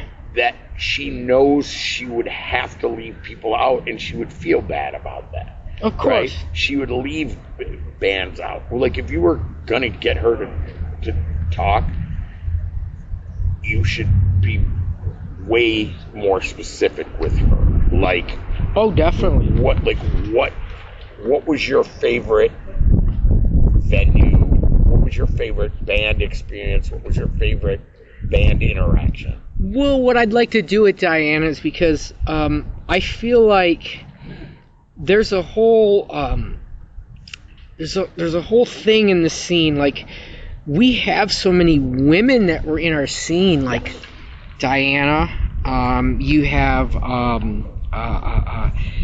Karen Neal. I mean, you have all of Inside Out. Yeah, and you have Larissa, and you have all these, like, you know, and Marla. I mean, who maybe she wasn't in a band, but she was in a scene. She made a lot of things happen. Yes. And I feel like this is what I want to do with the book. Detroit, despite what people have said in the press, the woman who was married to the guy from that shitty rap band, Fred Durst's guitar player's wife, didn't have a good experience in Detroit and said it was because of rampant sexism, right? Sexism exists everywhere. It exists in Detroit because Detroit is part of everywhere. Of course. But I think if you dug deep into music scenes around the country, you'd find that musicians, that women musicians, women promoters, though they did face sexism, they also overcame that and had a great deal of success. Of course. Right? I don't think anybody can portray Detroit as being some such a male-dominated music culture No. that it was impossible for women, because that's simply not true. No, we weren't. I mean, but I think it's important to highlight that, and it makes us unique. Yeah. And also, like, I think about it too, like, you have Lacey and Hiawatha who were, And then there's black. Michelle Ramone, who Yeah. she was playing bass for multiple bands. Yeah. And nobody was going, let's get the woman bass player. They were going, let's get somebody who can fucking play their instrument. Because bass, could tend to be the throwaway instrument, Yeah. Like, hey man, grab that bass and play the E string with two, on two Of notes. course. And yeah, so and then arguably Inside Out had more international success than most bands from our era. Definitely. And I feel like, and that kind of, it kind of removes that stigma that I feel like a lot of people say Detroit, we have, like, somebody said, like, we have a curse. Like, it's like our bands don't really get popular. Outside of the Stooges and MC5, who did kind of like, of course, they influenced punk. Suicide Machines, Suicide Machines. Electric Six. Destroy All Monsters. Niagara's popular in Australia. She went over there and toured in Australia. That's what Sterling told me. Niagara's played in Australia, Yeah. Inside Out. She was seminal, right? And she's an artist, too. Yes, very successful. Yes. Yeah. I'm sure there's plenty of people out there who love her art who don't even know she was in a band. Of course.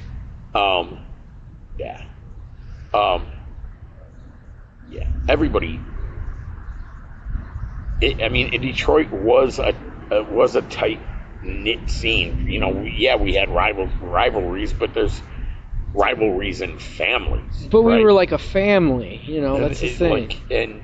And everybody just wanted places to fucking play. Yeah. And places to drink, places to party, and they never wanted the party to end, which is why Bandhouse all-nighters were so popular. Do you remember any of the new wave bands? Oh, like Figures on a Beach? Yeah.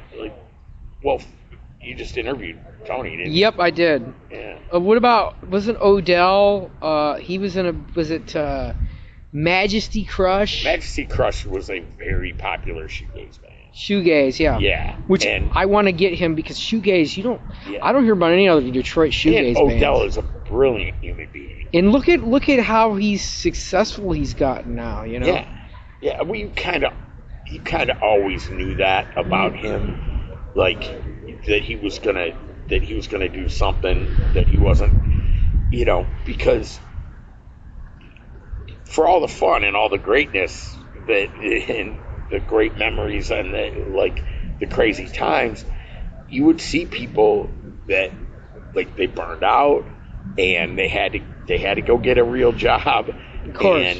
And it was hard for some people to let go. Some people could never let go. There's some people that were in bands for fucking 4 months that still talk about the 4 months they were in the fucking band,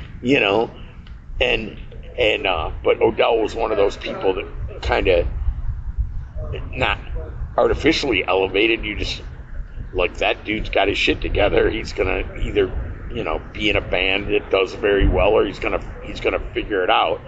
He's not gonna wind up bumming change in front of St. Andrews Hall. No.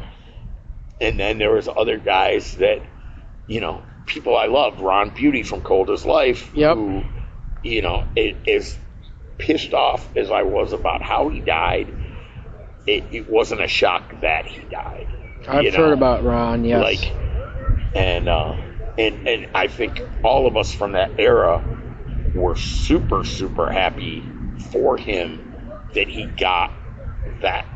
He took all that anger and aggression and he got to put it into a band before he got killed. Yes. That was it was a tragedy, but there was glory in the tragedy. Yes. Yeah, I remember distinctly, because he never really expressed an interest in being in a band. Like, he would kind of laugh at us. He liked bands, but he would also look at you fuckers arguing about your silly fucking music, and you know. And I'm trying to find some people that were in Cold's life to interview, because I would like to mention Ron. I mean, I know that like he brings up everybody mixed feelings. From that era has a Ron story. My mom does. But there's people who feel like they own Ron's legacy or they own Ron's memory. Yeah. I've had people get very angry with me because I've spoken about Ron, and I've looked at him going, that guy was my real friend, having real conversations with me 10 goddamn years before Cold's Life was a fucking band, so I don't want to hear your bullshit. Cool, you loved his band, cool, you were his boy when the band was happening, all that's cool, but there's also a Ron Beauty and his friends prior to that,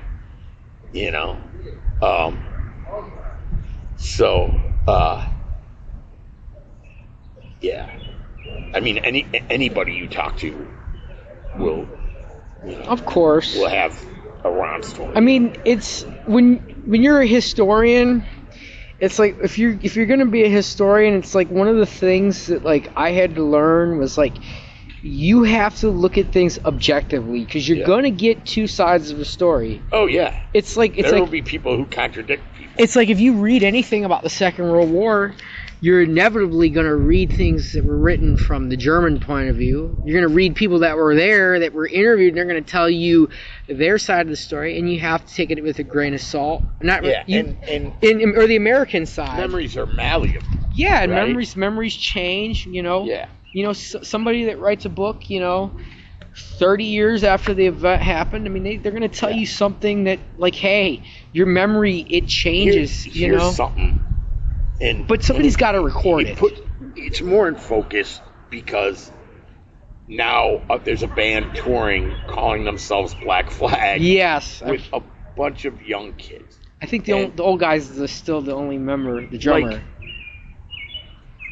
punk rock. Mike Ness from Social Distortion, and Social Distortion gets a lot of shit, for selling out or for what the fuck ever. But it's undeniable that Mike Ness was around in the early 80s. Oh, hell yeah. And he has a great speech in Live at the Roxy where he talks about, like, seriously, if you walk down the street with blue hair, somebody was going to fucking try and beat you up, right?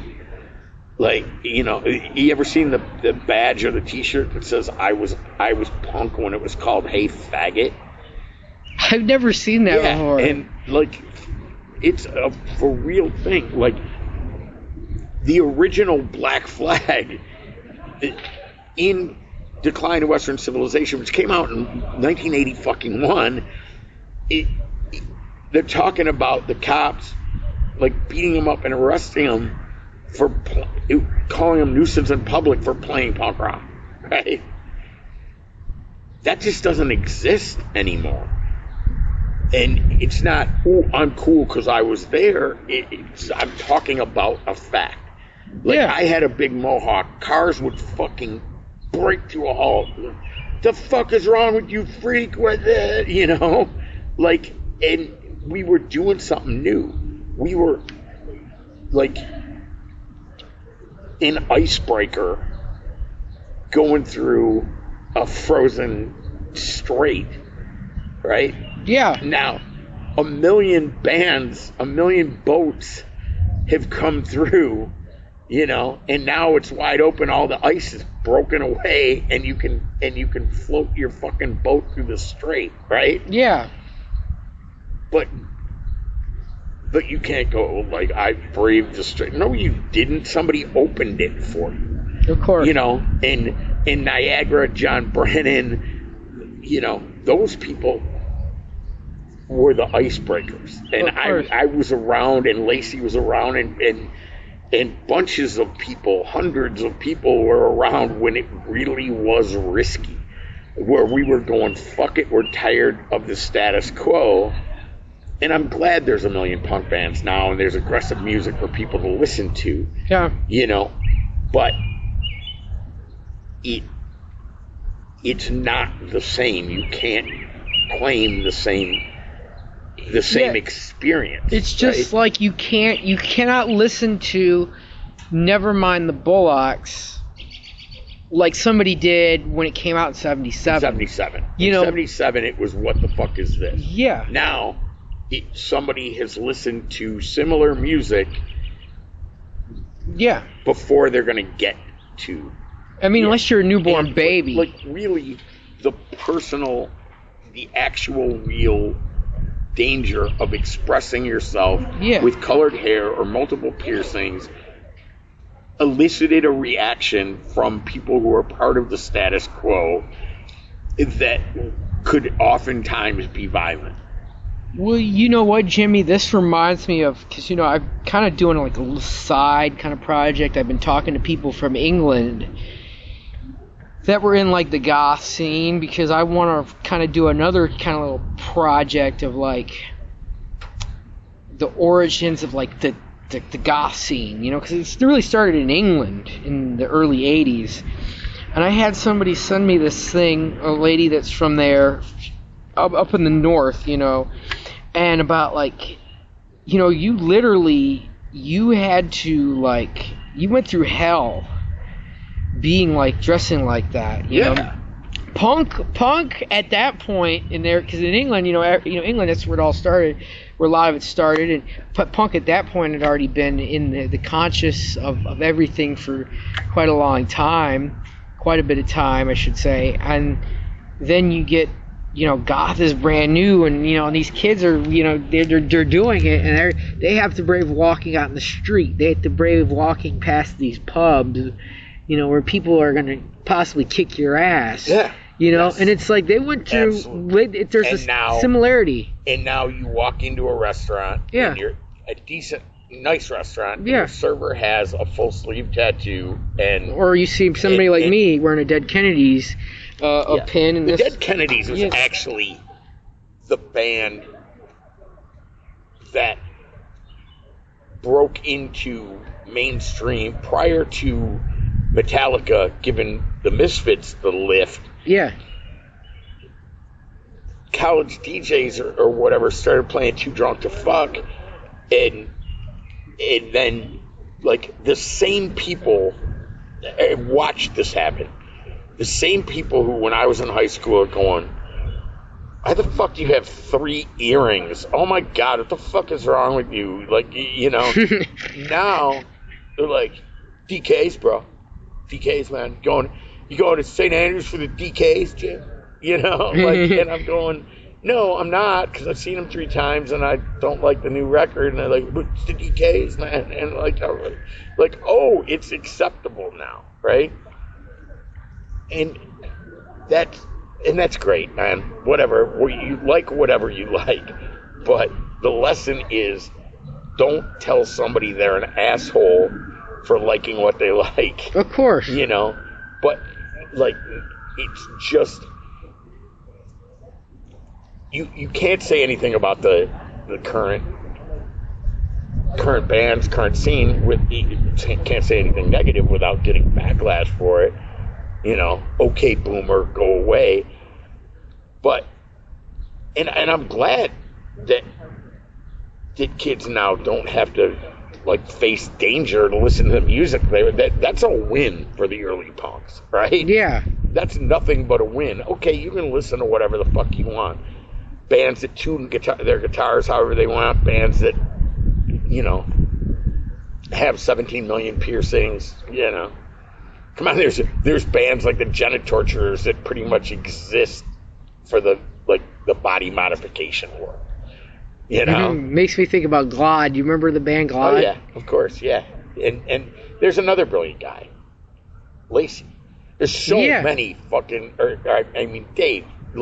Dave Martinico? Dave Martinico and Lacey, who was from Son of Sam, and the rest of the band. I am just naming brilliant people. Dave Martinico, Lacey, Odell, right? Like, very smart motherfuckers. Oh, yeah. And I'm missing people that I should put in that list, and if I think of them, I will. But yeah, like Glad musically, not my thing at all. But give them credit; they did what the fuck they wanted to do. Oh yeah, I interviewed Dave, and I'll tell you something funny. We were talking on the phone. I had a good conversation, and he's like, "I'm gonna send you an email." He's like, "Would you like to see the video that we did of the Glide video?" And he's like, "There's this video of us."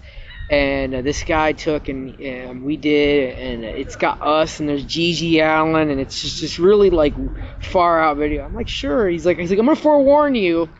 I'm like, you're gonna see things in there, that. Did he pierce his dick in it? Oh, there's piercing the dick, there's piercing the vagina, piercing the nipples, and I was like, Dave, I'm like, if you can imagine being 25 years old and having access to the internet, you've seen shit before. It doesn't faze me. And I was like, I did cringe at seeing, the piercings go through the dick and the vagina, and I was like, oh my god. Yeah. I was like, that's crazy, but I was more like the Gigi thing, like the shit. Yeah. I was like that. I was like, ugh. I'm like. That's one of my big. Like, when Gigi played Blondies. Oh yeah. My mom told you stories about that. So I had a black cane because I had a hairline fracture of the hip, and my head was bandaged from a big fight in the shelter. And then Johnny Lunchmeat from SPLC took my cane and started beating Gigi with it because he threw shit on Johnny Lunchmeat's girlfriend. And then somebody, like Gigi wants to know who's the guy with the black cane, and somebody goes, oh, it's Jimmy Doom. So he puts a bounty on my head. Oh my God! $10,000 to whoever kills Jimmy Doom. What the So fuck? a woman from Ann Arbor comes to. We open for the Suicidal Tendencies, and she shows up, and she's obviously out of her mind on fucking some kind of hallucinogen, and the bouncers go, ticket, and she goes, I don't have a ticket. I'm here to kill Jimmy Doom. And they're like, yeah, you've got to have a ticket, and now you can't come anyway, And oh my God. And she's like, no, you don't understand. Gigi Allen needs me to kill Jimmy Doom. And they're like, no, you don't understand. Now you can't even buy a ticket to get in because you threatened one of the band. And she, completely 100% felt justified that she was there and she was going to carry out Gigi's wishes and kill me and cash a check for $10,000. Jimmy, I got a story. My mom will tell me this story all the time. I don't know if it was Big Gom or if it was Big Dog, but when Gigi played, I don't know if it was Blondies or Harpo's. You could correct me on this one. It was probably Blondies. Blondies. Yeah. Okay.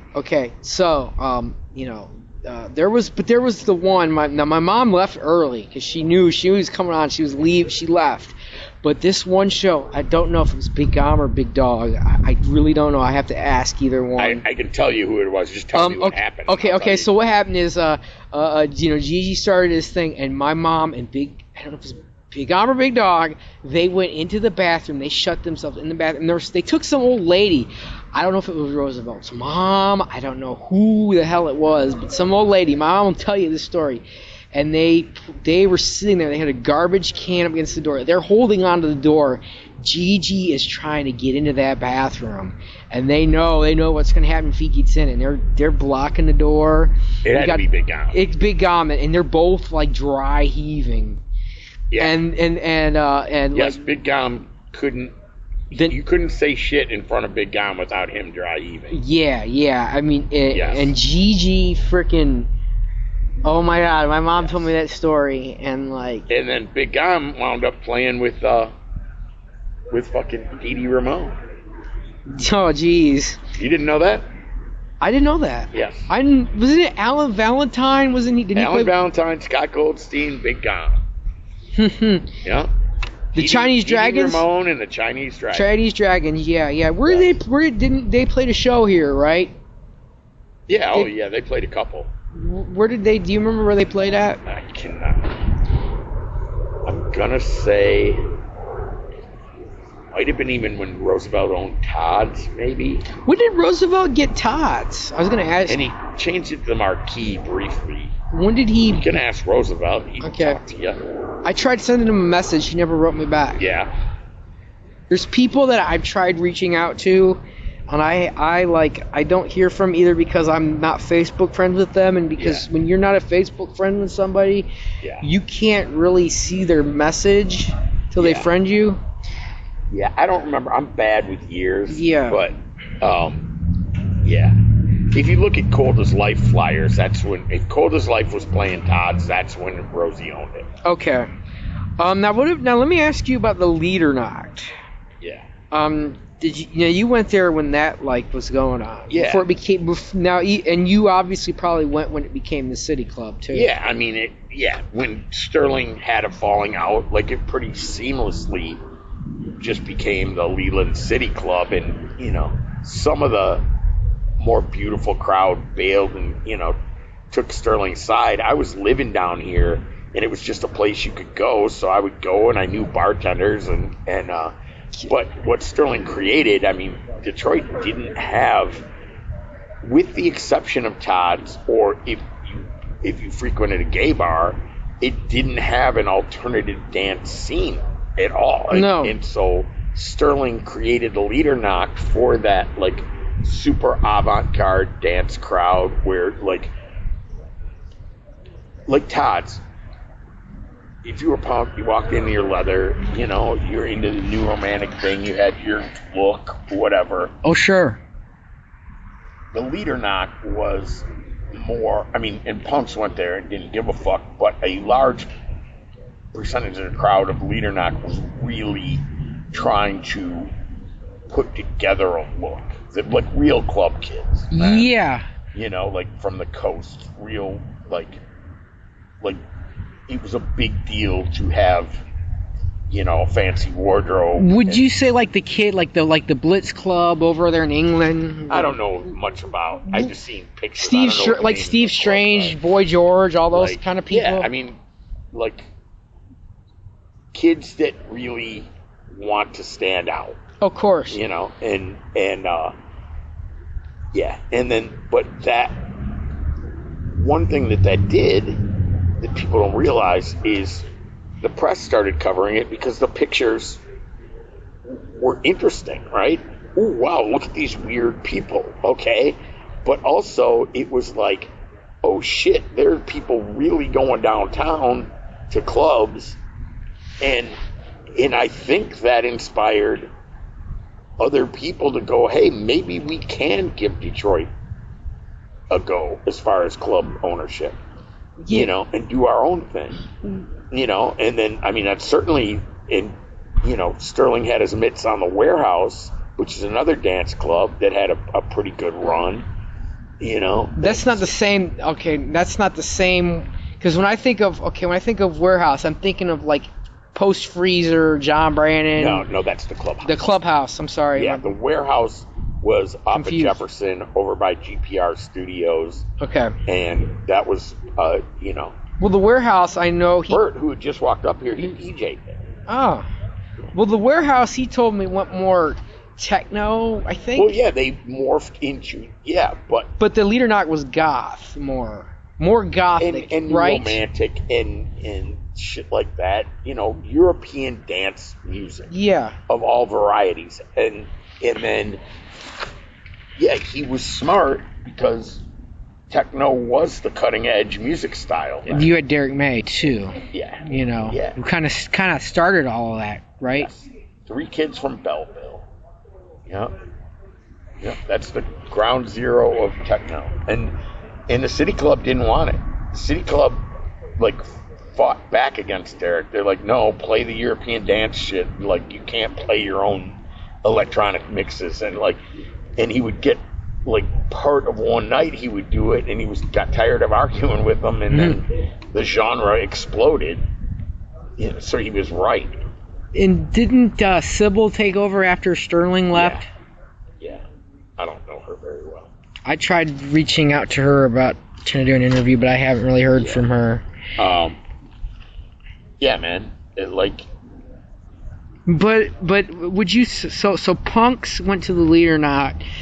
And you had some people from the Leader Knot would go to punk shows, but Yeah, and so there was like a mixture. It seems like.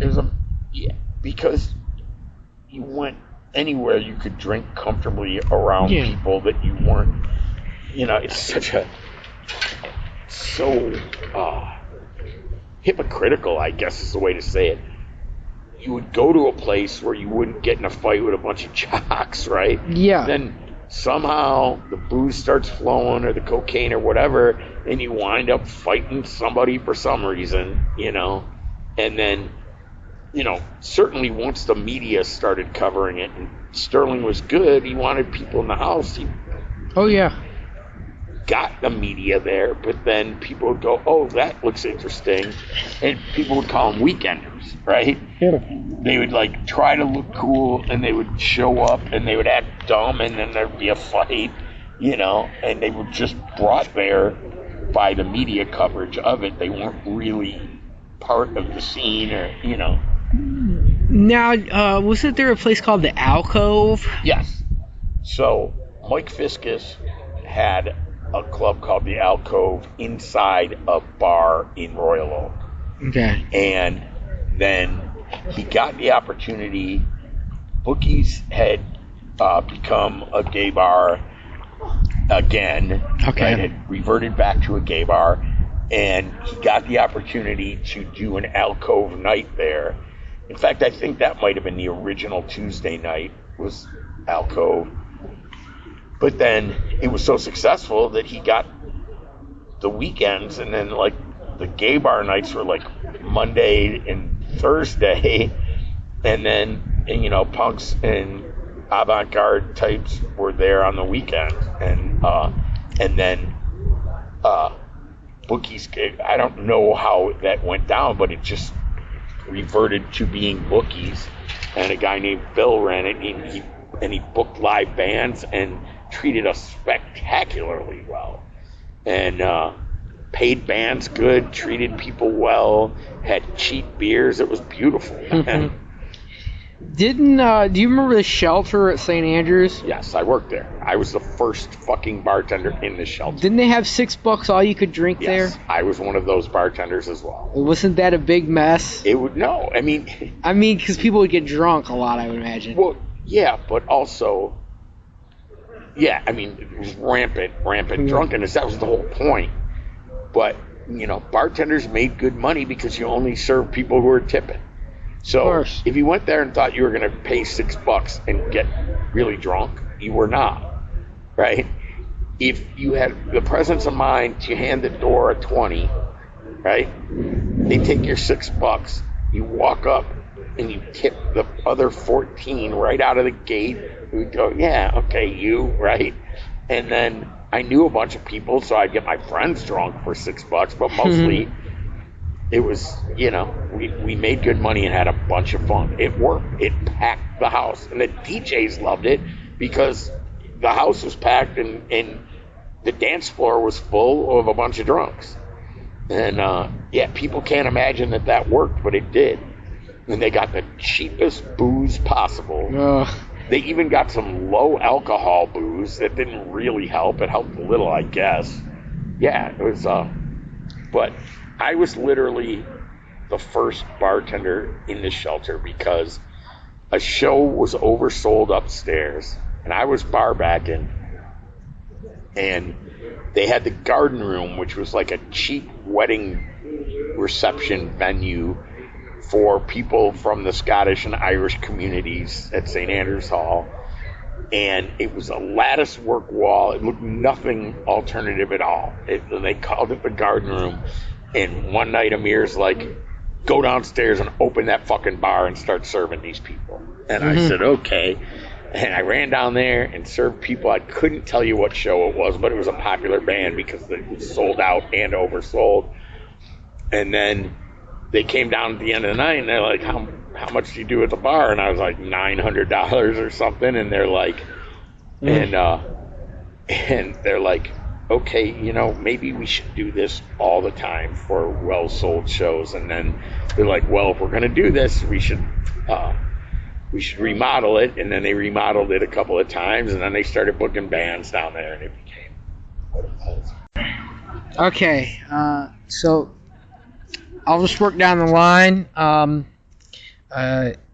So now we kind of talked about like Noir. You've mentioned Noir Leather a bit. Was Noir Leather like a place you shopped at, and would you say it was like a place, like was it kind of pivotal to our scene? Oh yes, I mean it was a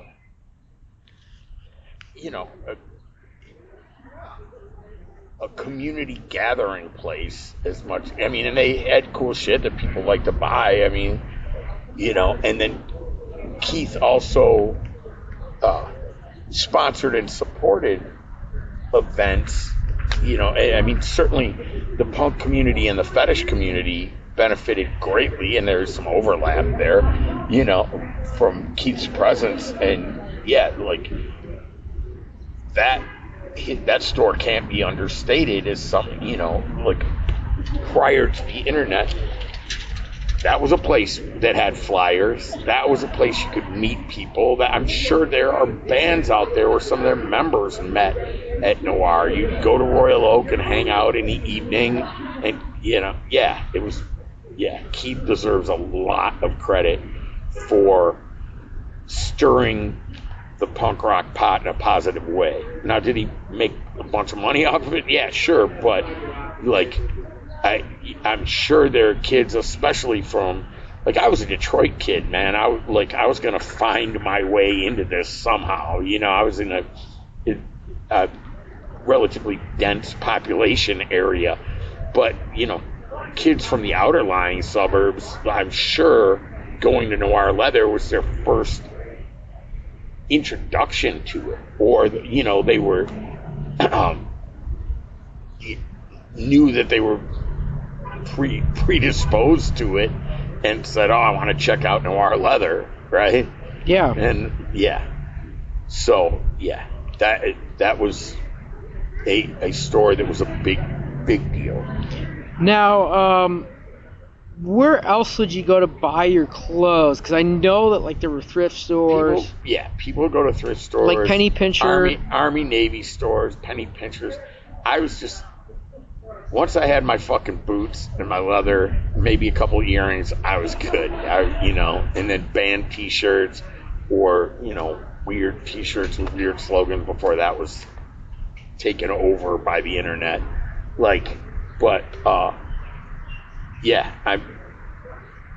I wasn't really into the bondage scene, at all.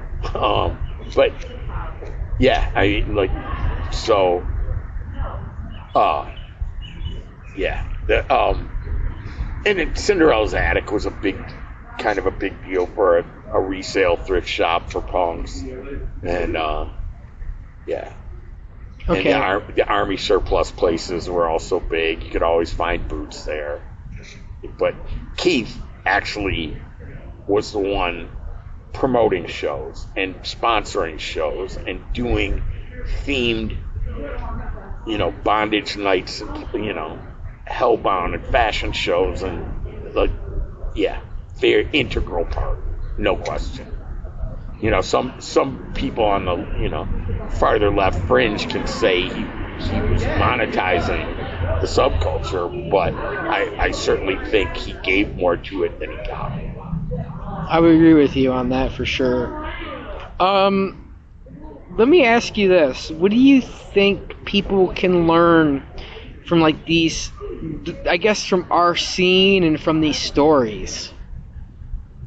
If there's something they could take away from it all. It is really do what the fuck you want to do. Do what the fuck makes you happy. If finding your tribe makes you happy, there's nothing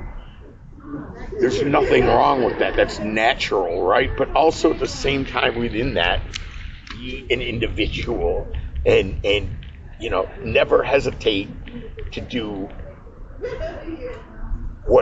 what's going to make your life a happier place, because you could get snuffed out tomorrow. Oh yeah. Right? And it's pointless even though I'm the one who brought it up about the, breaking the ice and going through it and living the danger, it's pointless to bemoan that people forget that people had to do that. But if you look around now and you see people, all different subcultures, dyeing their hair however they want or having a nose ring, that it proves that you can push boundaries not just for yourself but for other people to come through behind you. And it's a big deal still to this day. LGBTQ people get discriminated against, and standing up against that, right? Of course, is one way that you can do that and not that push a boundary that shouldn't be there in the first fucking place, right? And because as much as I say, early punks, part of the camaraderie of the gay community with the punk communities, we both caught a bunch of shit for being ourselves. Yes. And it's still true in many places for gay people today. Looking at like the Detroit scene, the underground scene, punk, goth, new wave, what do you think makes our scene unique? What do you think makes it important as the other scenes of the time? And I guess, like, for me, what do you think makes it deserving of a book in itself? It's deserving of a book because any life is deserving of a book. Of course. But, if not already, then a generation from now, people aren't going to understand how groups even got together without the internet, right? Yes. And sure, that's true of any punk scene, right? But in Detroit in particular, people went back into the areas that were abandoned by their parents and said, we'll take it, right? Yeah. We're not afraid of these neighborhoods. We're happy to be here. We just want a place where we can express ourselves. And any creative culture should be celebrated, And there are probably people out there who, the minute they turned 18, their father got them or their mother got them into Chrysler or Ford or wherever, and then they were just there and they never ever got a chance to explore their creative side. They just accepted it. I'm here, I'm gonna work on the assembly line, I'm gonna put this fucking rivet in this fucking fender, and that's what I'm gonna do, and I'm gonna have Blue Cross and I'm gonna have dental, and I'm never gonna question it, and I'm just gonna fucking go, right? Yeah. It's like, so and those people and the people that could fall into that trap deserve to read a book about people that chose their own path. Yeah, that's a really interesting way to think about it. I got a few more questions, but okay, philosophically, I'm gonna ask you a philosophical question. I like to ask this to everybody I've interviewed that's been in a punk band. People give me different answers, but philosophically to you, what does punk rock mean? To explain it to somebody. To me, what does it mean to Jimmy Doom?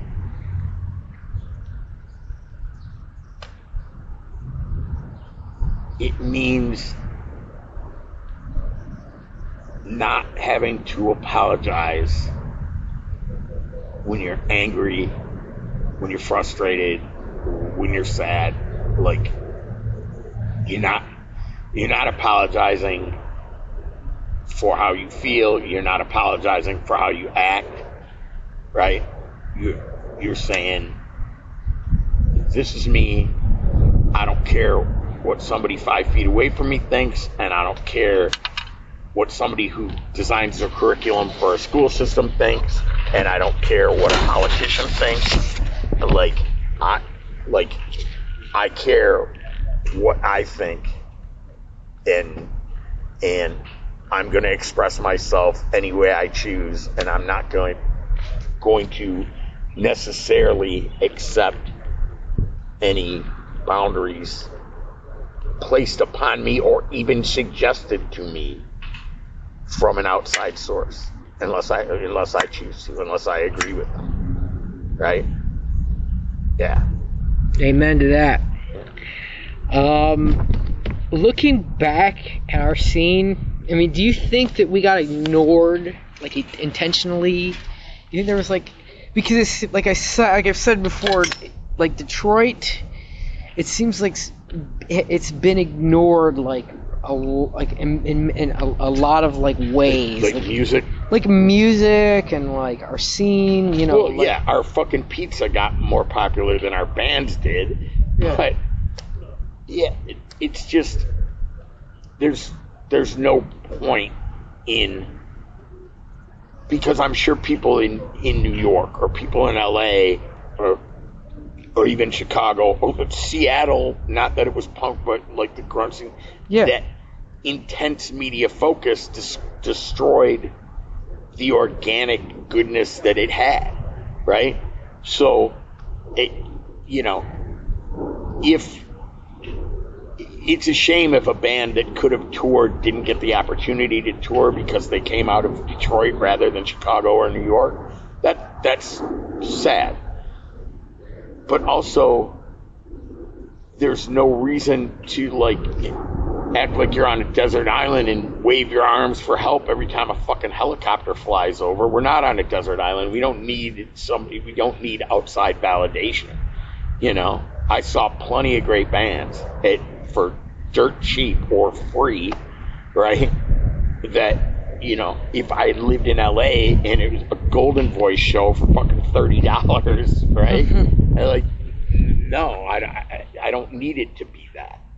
DIY, you know, do I hope, honestly, in my band in particular, I feel like we wrote 3 good songs our whole career. 3, right? And that's not false modesty, that's how I really feel about it. If somebody is listening to my song 200 fucking years from now, that makes me happy. But I can also sit here and be happy and go, I wrote 3 cool fucking songs, right? And I don't need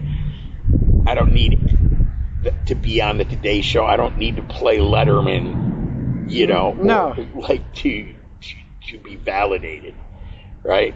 And it's much more fulfilling to me that somebody, like, comes here for work and finds a show and goes, oh man, this is such a cool band, I'm so glad I walked in here today, right? That's way better validation than, you know, the Detroit music scene. Talk to the fucking the garage rock kids.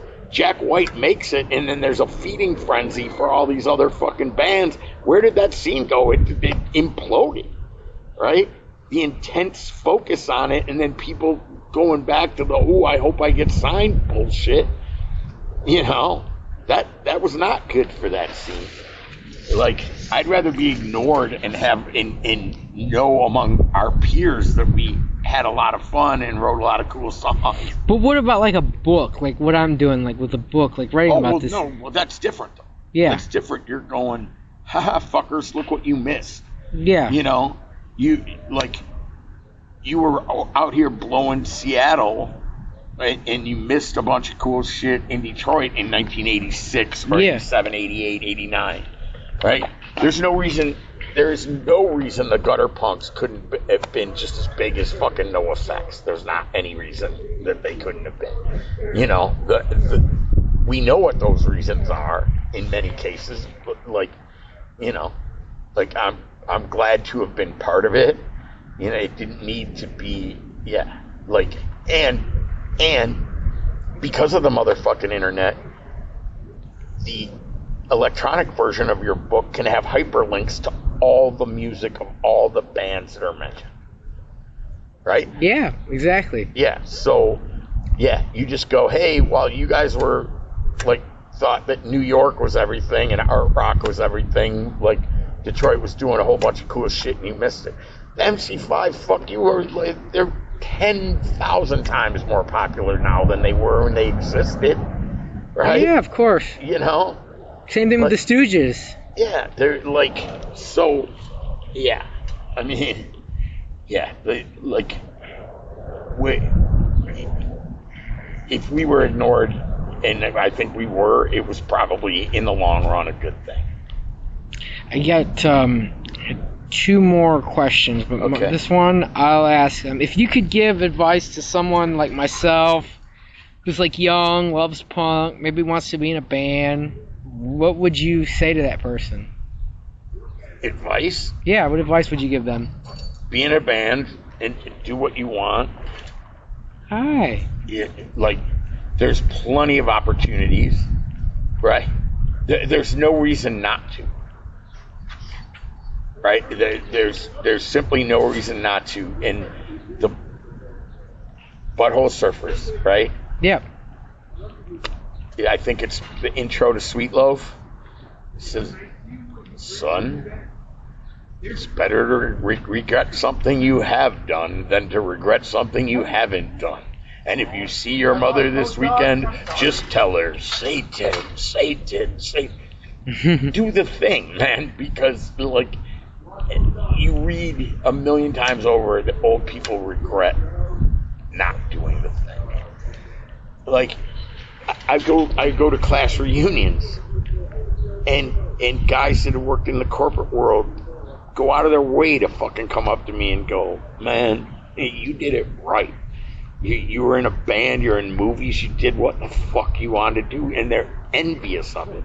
So if you have the opportunity, and the opportunity and the desire means if you don't do it, the only person you have to blame is yourself. And will it suck sometimes, and will, maybe you go through fucking 8 keyboard players or fucking 12 drummers, maybe, but it's still worth doing. When I die, I like, my last memory might be looking out on a sold-out crowd at St. Andrews Hall, a fucking bar, a club that I worked security at when I was 19 years old, and then I'm on the stage, and people, like, heads and eyes as far as I can fucking see, and half of them are singing my lyrics back at me, like, looked at from that perspective, why the fuck wouldn't you go for it? Yeah.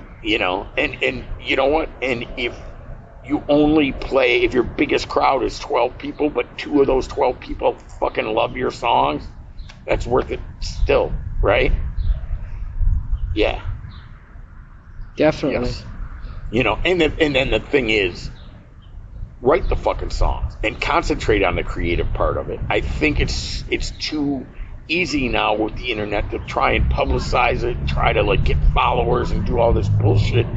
Do the fucking work, right? Yeah. Write the lyrics down and fuck with the riffs and toy around with ideas and different ways of looking at things. And, bring in a fucking harmonica player one day, or, somebody banging on a bus bumper with a fucking wooden spoon. Who gives a fuck? Just do what you want. Just do it, yeah. I feel like my last question would be okay, we've mentioned a few people, but is there somebody that you feel like we haven't talked about, or that was in the scene that should be talked about? Because there's they are no longer with us. Even that list is long, Okay. right?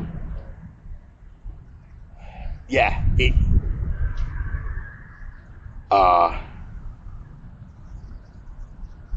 Yeah, man. Like, that's a big question. That takes a long time. Well, then you know what? I think about this in terms of Jimmy from Murphy's Law. They're from New York, right?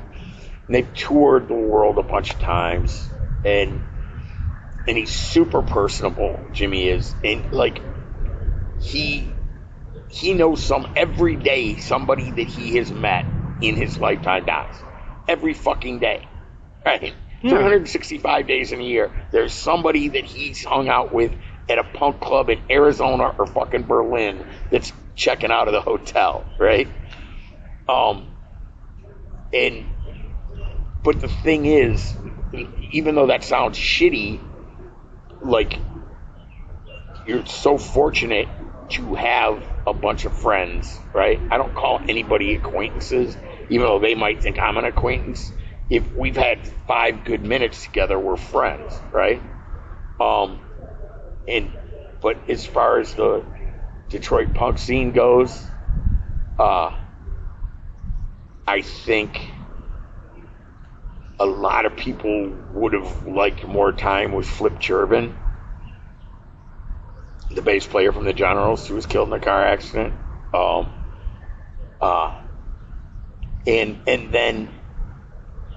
And this has to be said too, that,